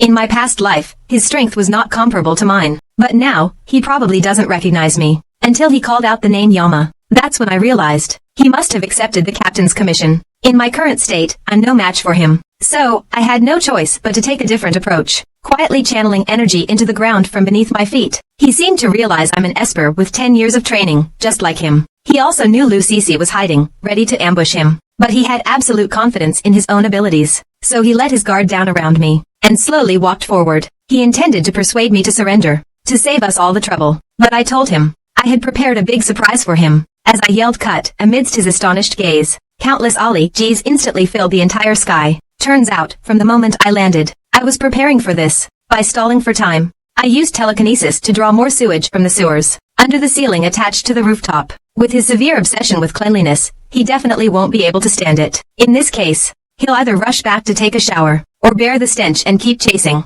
Although he activated his telekinetic shield to desperately block it, he couldn't avoid a few stragglers landing on his shoulder. After picking up the collar to confirm it was the Ali Give Wu-E, at that moment, the wizard's anger reached its peak. He looked like some demon that had turned dark. Meanwhile, in an abandoned factory outside the city, Little Candy was asking who was secretly protecting the Firefly. When Lucici first came here, the first thing she did was take Old Gua back to the Snow Domain gate. After that, she disappeared without a trace. He knew there was some sort of connection behind all this, but no matter how he asked, Firefly remained silent. So Cotton Candy decided to use his trump card. He released a snake from a box to frighten him. Firefly screamed in terror. Even though he was filled with fear, he still refused to reveal any information about me. This also made Xiao Naitong more certain that her idea was correct. She then took out Firefly's phone. She thought that contacting the person she interacted with the most would be the right choice, but the call went unanswered. Because at that moment, I was busy escaping from the wizard's pursuit. In response to my counterattack, he simply removed a ring from his hand. While blocking the attacks, he forcefully threw the ring from his hand. He hit me precisely in the back. As I fell into a deep pit beside me, he just went all out with his firepower. He activated his ability, forcing me to kneel. A terrifying pressure poured down on me. Still unsatisfied, he summoned a giant boulder. Even though I used all my strength to stop it, I was still smashed and sent flying. Seeing me fall to the ground and unable to rise, he leisurely walked up to me, striking a victorious pose, ready to end my life, claiming that my telekinesis had already been sealed by him. Even a celestial immortal like him could only wait for death. Just as he was about to make his move, I suddenly burst into wild laughter, because I had never told him that I was just biding my time. And the biggest taboo for a nun-user is to let any enemy get close. One rising dragon fist to the face left him completely stunned. Everyone thought he was a cunning old hawk, but to me, he was as innocent as a little lamb. He finally realized I wasn't a nun-user at all. His wounds were healing at an incredible speed. I raised my hands towards the sky. I performed the ultimate move from Naruto, the Thousand Hands Flying Sword. In just a few seconds, he is submerged by a vast amount of lake water. Just when I thought everything had come to a perfect end, I suddenly notice a whirlpool appearing on the surface of the water. No wonder he's a powerhouse on par with those of the Earth system. If it were an ordinary person, they would have been done for by now. Even though the sorcerer looked pathetic at that moment, when faced with my middle finger provocation, he didn't opt for close quarters combat this time. Instead, he fully utilized his strengths. First, he used telekinesis to hurl me into the air, and then slammed me hard onto the ground. However, with a loud bang from the sky, the sorcerer was not only sent flying, and the Horcrux I possess has cracked. Lucici grasped lightning in her hand, her face full of rage, demanding to know why the wizard had attacked her husband. She didn't give him a chance to explain, and immediately swung her whip. The wizard watched, and after dodging the attack, realized the newcomer was the Star Queen. However, the next moment, what greeted him was an even fiercer attack. At this moment, the wizard was also completely confused. He thought the woman had probably gone mad. Facing his dive from the sky, the wizard also leaped up, and met the attack head-on. With the collision of two energies, the wizard grabbed his hand. He questioned where her husband came from. Unexpectedly, Lu Cece had no intention of explaining. Instead, she treated him to a critical hit combo. He also realized that this woman was going for the kill, so he quickly created some distance. He originally wanted to persuade Lu Shi to stop attacking, saying that if she continued like this, no one can escape death. Unexpectedly, Lu Cece's answer was that anyone who dared to strike her husband, no matter who they were, would die here today. Seeing this, the sorcerer had no choice but to shatter his soul energy. In an instant, a massive surge of rune energy filled the air around him. Then, the area was struck by a violent explosion. The shockwave immediately sent me flying. Just then, a hand reached out from the smoke and grabbed me. Lu Cece barely managed to call out, "Husband, I grabbed you." After landing, she still apologized, saying she was too weak, and couldn't make that person stay. But I told her she was already amazing. The sorcerer actually used his life-saving soul vessel in this battle. It'll take him years to fully recover. But the pain in Lu Cece's arm was so intense, he nearly burst into tears. I can see residual runic power from the sorcerer, currently corroding his body. If he weren't suppressing it with his own power, he'd probably be unconscious already. Fortunately, the sorcerer's soul essence has been destroyed. These runes will soon dissipate. Then I told him to rest well. I'll take care of the rest. So for the next few hours, I used my ability to help clear his meridians. His consciousness was severely damaged a few days ago, and coupled with this reckless fighting style, it reminded me of everything we've been through recently. I remember every word he said. Actually, while I'm lying to him, I'm also lying to myself. There have been countless times over the past few days when I wanted to wake up his memory, but deep down, I just couldn't bring myself to do it. It's just like the last time, before he died. This is already the second time he's lying on my lap. If I could, I wish these fake married moments could last forever. Thinking about this, my tears wouldn't stop flowing. So, in this life, I hope he can live well. Until the next morning, he finally opened his eyes. But the first thing he said was to ask who I was. At that moment, I felt deeply helpless. To wake him up, not only did I help him channel his mental energy, but I also prepared for him to regain his memory and beat me up. Although he was confused about why he was here, he knew that the man in front of him had saved him. So I had no choice but to start making up a story again. I told him I had been cultivating in the mountains last night. I heard a violent fight. And when I hid in the shadows to observe, he discovered him unconscious. When he heard the word unconscious, his first reaction was that I must have done something to him while he was asleep. I quickly explained that I was an exemplary student in both character and academics, and I wouldn't do anything so vile. This completely dispelled his doubts. Then he slowly extended his hand and introduced himself as Lu Cece. Seeing me fidgeting, he then asked about my age. After hearing that I was 18, he paused to think for a moment. Then he asked if I wanted to be his disciple. He said that if I became his disciple, I would have immense prestige wherever I went. The whole husband and disciple thing left me dumbfounded. I was about to make an excuse that I already had a master. Thus, I had to hurry and escape from this place. In the end, he insisted on sending me home as a way to repay his gratitude. I had no choice but to reluctantly agree. Soon after, I casually chose a neighborhood. I told him to drop me off here, watching the car drive off into the distance. Since he had regained his memory, the two of us parted ways here. This is nice too. Back home, I felt an inexplicable sense of loss. I turned around and heard Lu Cece calling for her husband from the bathroom. I subconsciously called out his name, but his figure began to slowly dissipate. It seems the smoke had blurred my vision. But the experiences of these past 2 days are enough to make up for the regret of my past life. However, just outside the door, a knock sounded. My first reaction was that the wizard was at it again, knocking on my door. As the knocking grew more intense, the figure that appeared as the door fell to the ground left me stunned. It was none other than Lu Cece, who had come looking for me. He stormed into the room, fuming with anger, his eyes fixed on me, staring for a long time. He started by questioning me about why I had lied to him. I originally planned to use his breaking into a private home as an excuse to change the subject. But before I could finish speaking, he told me to be quiet, to prevent me from lying to him again. He decisively grabbed my hand and asked me the same question again. Feeling a little guilty, I told him I was afraid of getting into trouble. Seeing my flushed face and fast-beating heart, he became very curious. But after learning the meaning of men and women should maintain a proper distance, his little face flushed red. He came to his senses and pointed out that we had already met at the noodle shop. He asked why I pretended it was our first meeting when I saved him. I had to explain that he'd gotten into a conflict with the noodle shop owner, and I couldn't resist sneaking over to watch them fight. I happened to see him get ambushed and fall into the water. Later, after the owner left, I had the chance to save him. Although he didn't deny the answer I gave, the next second, a terrifying energy erupted from him. He demanded an explanation for the men's t-shirt he was wearing at the time. When I didn't respond with an explanation for a while, he took out a piece of paper and said he would give me a hint. When I realized it was the delivery receipt for the double bed I bought last night, I was completely stunned. If I had mentioned the bed, I was almost certain I'd be beaten to death. So I quickly made it look like his clothes were torn and tattered after he passed out. I told him I gave him my clothes out of kindness. I was afraid he'd think I was taking advantage of him, so I lied to him just now. He finally believed me.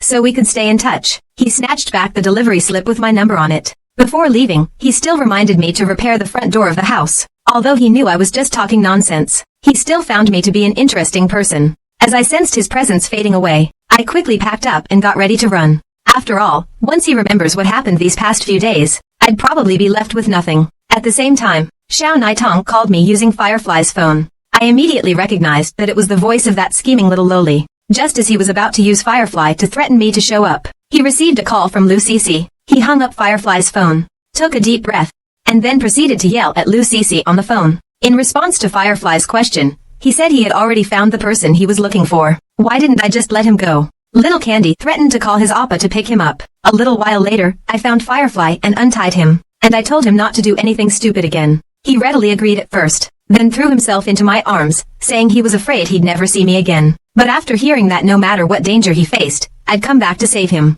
he took advantage of my momentary lapse and attacked me. He said he would only love me in this life. I understood how he felt, so I decided to tell him a story. At first, he was sad about the ending of the Condor Heroes, where Yang Gua and Guoxiang parted ways. But when I said that while feelings can be beautiful, they can also be full of regret, he realized the story was actually about us.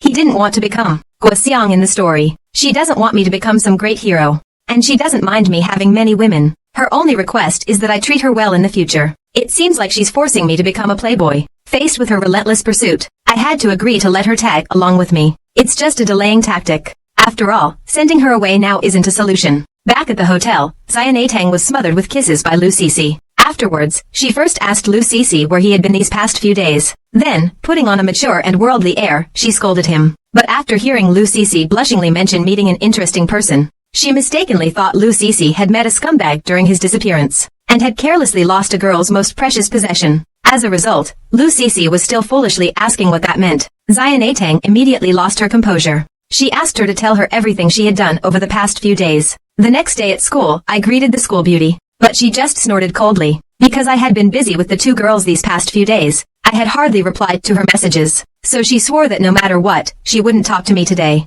Luckily, the girl who always gives me things, in order to prevent me from failing my exams, after some internal struggle, she decided to bring me her class notes. I thought she wasn't angry anymore, but after giving them to me, she turned and left. When dealing with a sulky girl, the best way is to give her a big bear hug from behind. Although her face turned bright red, she still told me to let her go. So I activated my invincible pathetic mode. First, I used the excuse of being busy with work, feeling sore from sitting all day. Then I mentioned I had just returned from a business trip last night. I came to school early this morning to meet him as a sign of sincerity. Finally, I took out a carefully prepared gift. It didn't take long to win him over. However, the persistent Lucy suddenly called. I had no choice but to make an excuse about having to report work at the store. At the hotel, I thought maybe Lucy had remembered something. The little candy next to me made me confess honestly. Is it true that I have intentions toward his master? I wasn't about to back down either and shot back. Little kid, talking like that will easily get you a spanking. Then I asked Lucy why she brought me here. It turns out she was here to thank me for saving her life, and to apologize for her well-behaved disciple's involvement in the Firefly kidnapping. Plus, I learned from the little candy that I'd been missing for several days. She wanted to understand the details of what happened before I saved her. In order to save my life, I firmly insisted that I knew nothing about the other matters. At this point, little Candy lightly coughed twice. She first brought up the relationship between me and Firefly. Then, from the chat history, it seemed that we were a couple. Little did she know, these tricks were ones I had already outgrown. I had planned to brush it off with a joke, something young people say. But unexpectedly, little Candy brought up Firefly and called him Appa. I miss you so much. Do you miss me? And other such things. Suddenly, snap. Such cheesy lines made the chopsticks in Lu Cici's hand snap. Seeing little Nougat pressing me, I calmly told her who I like. And who likes me. There's no need to let him know about this. These words left Xian Tang speechless. It wasn't until Lu Cici came out to smooth things over that the tension eased. I had intended to ask how much longer he would be staying here, but he said he came here to find a bastard who had wronged him. The murderous look in his eyes made me feel a bit guilty. It seems I need to come up with an excuse to leave this place quickly. Meanwhile, Li Qingshan was happily strolling down the street with his underlings. He was crippled by me in the past for kidnapping the school beauty. Later, he got involved in a kidnapping scheme with Brother Ji and Gu Kong, which entangled him in some minor matters. He personally came to apologize. His apology was very sincere. He successfully earned the forgiveness of Hao Nan, the imposter. Before leaving, as Hao Nan's junior disciple, I secretly used my abilities during a handshake to restore his legs to normal. If it weren't for the sudden break on the way back, he wouldn't have realized he was free from the constraints of the wheelchair. When Li Qingshan saw that the person was me, he immediately came up to greet me. At that moment, I had a bad feeling. I quickly positioned Lu Cici behind me. He seemed to have realized that the woman behind me was Hao Nan's wife, and was preparing to get closer to Lu Cici. Before I could say anything, it was already shot down by my innocent smile. Seeing this, Li Qingshan's imagination ran wild. He thought that on this dark and windy night, Mr. Chen was alone with brother Hao Nan's wife. There must be some hidden secret here. In his mind, he ultimately concluded that he was trying to steal his sister-in-law. Thinking of this, he could only feel that he was very likely not going to survive until tomorrow. I also suggested that he should let his leg rest more. Don't run around if there's no reason. He was so frightened that he scowled and kept complaining. Complaining. On a certain step later, Li Qingshan's whole body couldn't stop trembling. He scolded his younger brother for not stopping him when he left. In order to see tomorrow's sun, he decisively contacted Xiao Bohua to inquire about the team-building event. He decided to escape with his underling tonight. On this side, Li Qingshan seemed to recognize me. I explained that he was a lecherous old man, who often stared at beautiful women. This reassured her. To avoid dragging things out, I quickly called a taxi to send her away. Just after they left, Brother Haonan called and asked to meet. However, the car didn't go far. Before Cici Lu asked the driver to stop, she told Xianatang to go back first. She still had something to take care of. Soon after, my first impression upon seeing Brother Haonan was that he'd been dumped. And that's exactly what I found out. His beloved Xiaoxia had actually gone into a hotel with another man. When I brought up the saying whores are heartless, actors have no feelings, he insisted that his Xiaoxia was different. So I called Baldi and asked him to take Brother Haonan to the factory to have some fun. And so, they arrived at the nightclub. Brother Haonan, being his first time dealing with this, naturally felt more and more nervous. The bald man thought he was dissatisfied, so he asked to change to a group of more attractive girls. At first, Brother Haonan thought none of these girls were as good as Xiaoxia, until he saw a girl with blue hair appear in the private room. Upon introduction, he learned that the girl named Xiaoxia was the club's top star. Baldhead saw Brother Haonan's reaction and knew the girl was his type. He immediately decided to let her stay and accompany his friend. When Xiaoxia asked what she should call him, Brother Haonan was momentarily flustered. Fortunately, Baldhead helped him out and told her to call him Brother Haonan. At that moment, the girl thought that someone who a big shot like Baldhead called brother must be someone important. So I made up my mind to appease this naive young man in front of me. His words and actions also made Brother Haonan realize Xiaoxia does the same at work. For women like her, it's all just an act for money. In her heart, she knows better than anyone that she has been escaping reality. Having figured things out, Brother Haonan offered to take her out tonight. The girl is using her sick roommate as an excuse. Her goal is to make Haonan come visit her often. Recalling what Xiaoxia said about letting him in next time, he takes out a wad of cash from his pocket and slams it on the table. He says he doesn't like beating around the bush. In short, just one sentence. Are you going out tonight or not? Seeing the girl breathing heavily, she immediately agreed. Brother Haonan, having gotten the answer, not only let him leave, but also asked him to take the money from the table.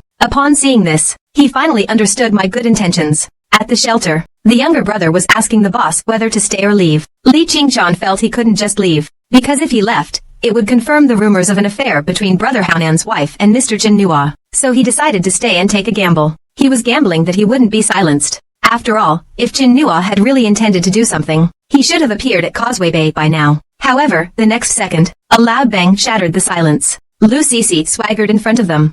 She approached Li Qingshan and asked him if he recognized her. Terrified, Li Qingshan immediately knelt down, claiming he had unintentionally spoiled Mr. Chen Nua and her plans tonight. Hearing this, Lu Cici was confused and asked him for the details. He immediately told her everything he knew without reservation and swore to keep it all secret. Only after my underling said the woman had left, did Li Qingshan finally feel relieved, grateful to be alive. The next day, I was thinking about how to make the campus belle happy, when I walked past him and noticed something was off. For some reason, the pushover girl had dark circles under her eyes. At first, I thought she'd gotten into a fight with someone. As a result, I learned from him that he accidentally tripped and fell when he got home last night. He happened to crash into the fence. He didn't even check if anyone else was around. I secretly used my ability to help him relieve the pain, under the pretense of massaging his eyes. Little did I know, this was just the beginning of the school beauty's bad luck. Because next week, Teacher Jiang will turn 50. I went to his house to apologize, filled with remorse. After all, since becoming his student, I've been incredibly inconsistent with my training. And Brother Haonan, because of his heartbreak, has also been in a slump recently. Of Master Zhang's 3 disciples, the only one who gives him peace of mind is the eldest senior brother, whom I've never met. When I asked about his sister, the answer I got was that my younger sister is easier to deal with than me. But at least I'm one of his disciples. He didn't blame me. At the same time, he invited me to join everyone for a gathering after the exams. Soon, the school beauty and I finished the final exam process. To help me save money for buying a gift for Teacher Jiang,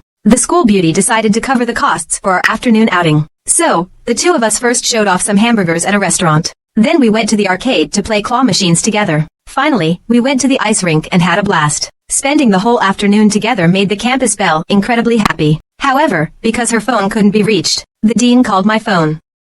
Shortly after she answered the phone, the atmosphere suddenly changed. It turned out she had completely bombed her previous 2 exams. He clearly got the correct answer on the draft, but when copying the answer, he made a lot of mistakes. His dad saw it and that's when the criticism happened. He was also warned that if he doesn't study properly, he won't be allowed to associate with me. Not only that, his phone also disappeared. Just when I was comforting him to go buy a phone, while we were slowly dealing with other things, a Taoist priest stopped us. He said that buying a new phone wouldn't address the root of the problem. Even if we bought one, we'd just lose it again. As we looked at him in surprise, he pointed at the campus belle and said she was plagued by bad luck. Seeing this, I turned and walked away with her. He hurriedly chased after her. He came up and asked the campus beauty if she'd been having a streak of bad luck recently. This behavior was no different from a con man/charlatan. So I took the campus beauty away again. Unexpectedly, the Taoist priest behind us told us to wait. I saw him rip open his shirt, and then give himself a quick change. In just a few seconds, he transformed from a Taoist priest into a Buddhist monk. That was truly an eye-opening experience. Then he seriously pointed out that the campus belle has recently been encountering some inexplicable misfortunes. Not only is she suffering physical pain, but she's also facing various criticisms in her social life. Even her academic performance has been experiencing ups and downs. Although I'm reluctant to admit it, he was actually right. Just when he suggested a solution, I grabbed his hand. I thought the school beauty's accidental fall, her exam failure, and the lost phone were all his doing behind the scenes, until he took out the train ticket as proof, explaining that he had specifically rushed from out of town this afternoon. Only then did I barely dispel my doubts. So he once again resumed the explanation he had given earlier. He said he had an amulet that could help the school belle avert disaster. I also knew that such things don't come for free. After some haggling, I exchanged $500 for the amulet from him. To avoid being swindled, I injected my mental energy into him as I left. This way, no matter what, I could always find him. The school belle saw that I had spent a large sum of money on her. I felt so bad for him. He rummaged through his bag for a while, then took out all his money and offered it to me. He said I'd need money for a lot of things later, and the sooner I saved up, the more relieved his dad would be. Then he blushed and hurried off to apologize to his dad. I had wanted to take him to buy a phone, but he directly refused. He told me to save every penny I earn carefully. Then he added in his mind, while you're at it, you should marry her off to yourself now. If I hadn't promised the academic director not to date his daughter for now, I would have snatched this free girl up immediately. However, the money I extorted from various places back then is at least a few million. I need to figure out a way to launder it. The next day, Teacher Zhang's birthday party was held as scheduled. The academic affairs director saw me sitting with his daughter. He was quite dissatisfied. Just as I was telling the campus belle to follow her father's wishes these days, the door was suddenly pushed open. The person who came in was the swindler I met yesterday. He was actually Teacher Zhang's senior disciple, Wu Tao. Teacher Jiang was also very concerned about the current situation of this disciple. It wasn't until the senior brother took out a business card from the director of a certain Chinese Studies Institute that I finally learned something about this senior brother. From our conversation, I found out that this guy is actually the founder of this sect. After a few rounds of drinks, the senior brother could tell from Master's face that he had encountered a noble person. From then on, everything would turn out well for him. The academic director saw me still talking to his family's cabbage. He kept urging the campus beauty to go home and study. Just as he was about to take off, I grabbed his hand and invited him for another couple of drinks. What he said to her yesterday made me suspicious. I wanted to threaten him a little, but he started playing coy. No matter how I asked, he wouldn't speak a word. In the end, he even got himself drunk. He just collapsed face first. If it weren't for the rune energy on him that he erased, I would have truly thought he was an ordinary person. But situations like this were things I played around with back in the day. When he woke up again, he found a group of burly men staring at him with ill intent. At this moment, he only felt a chill all over his body. Under the threat from Baldy and his men in certain areas, he finally agreed to answer all of my questions. So he was brought in front of me. I got straight to the point and asked about the curse, because I couldn't wait any longer. This morning, the school beauty said on the phone that he was hit by a car when he left the house. Originally, he wasn't the type to be involved in unlucky, ghostly, or supernatural things. But this series of events has made me realize that a mysterious and unknown force is influencing the campus belle. My senior arrived here the morning before yesterday, but he didn't go to pay his respects to Master until yesterday at noon. He must have spent that time dealing with that strange thing on him. My senior finally decided to drop the act, and asked me if I believed in the existence of something like destiny or fortune. Legend has it that when Pengu created the heavens and the earth, chaos separated into light and heavy chi. The light ascends to become the heavens. The heavy descends to become the earth.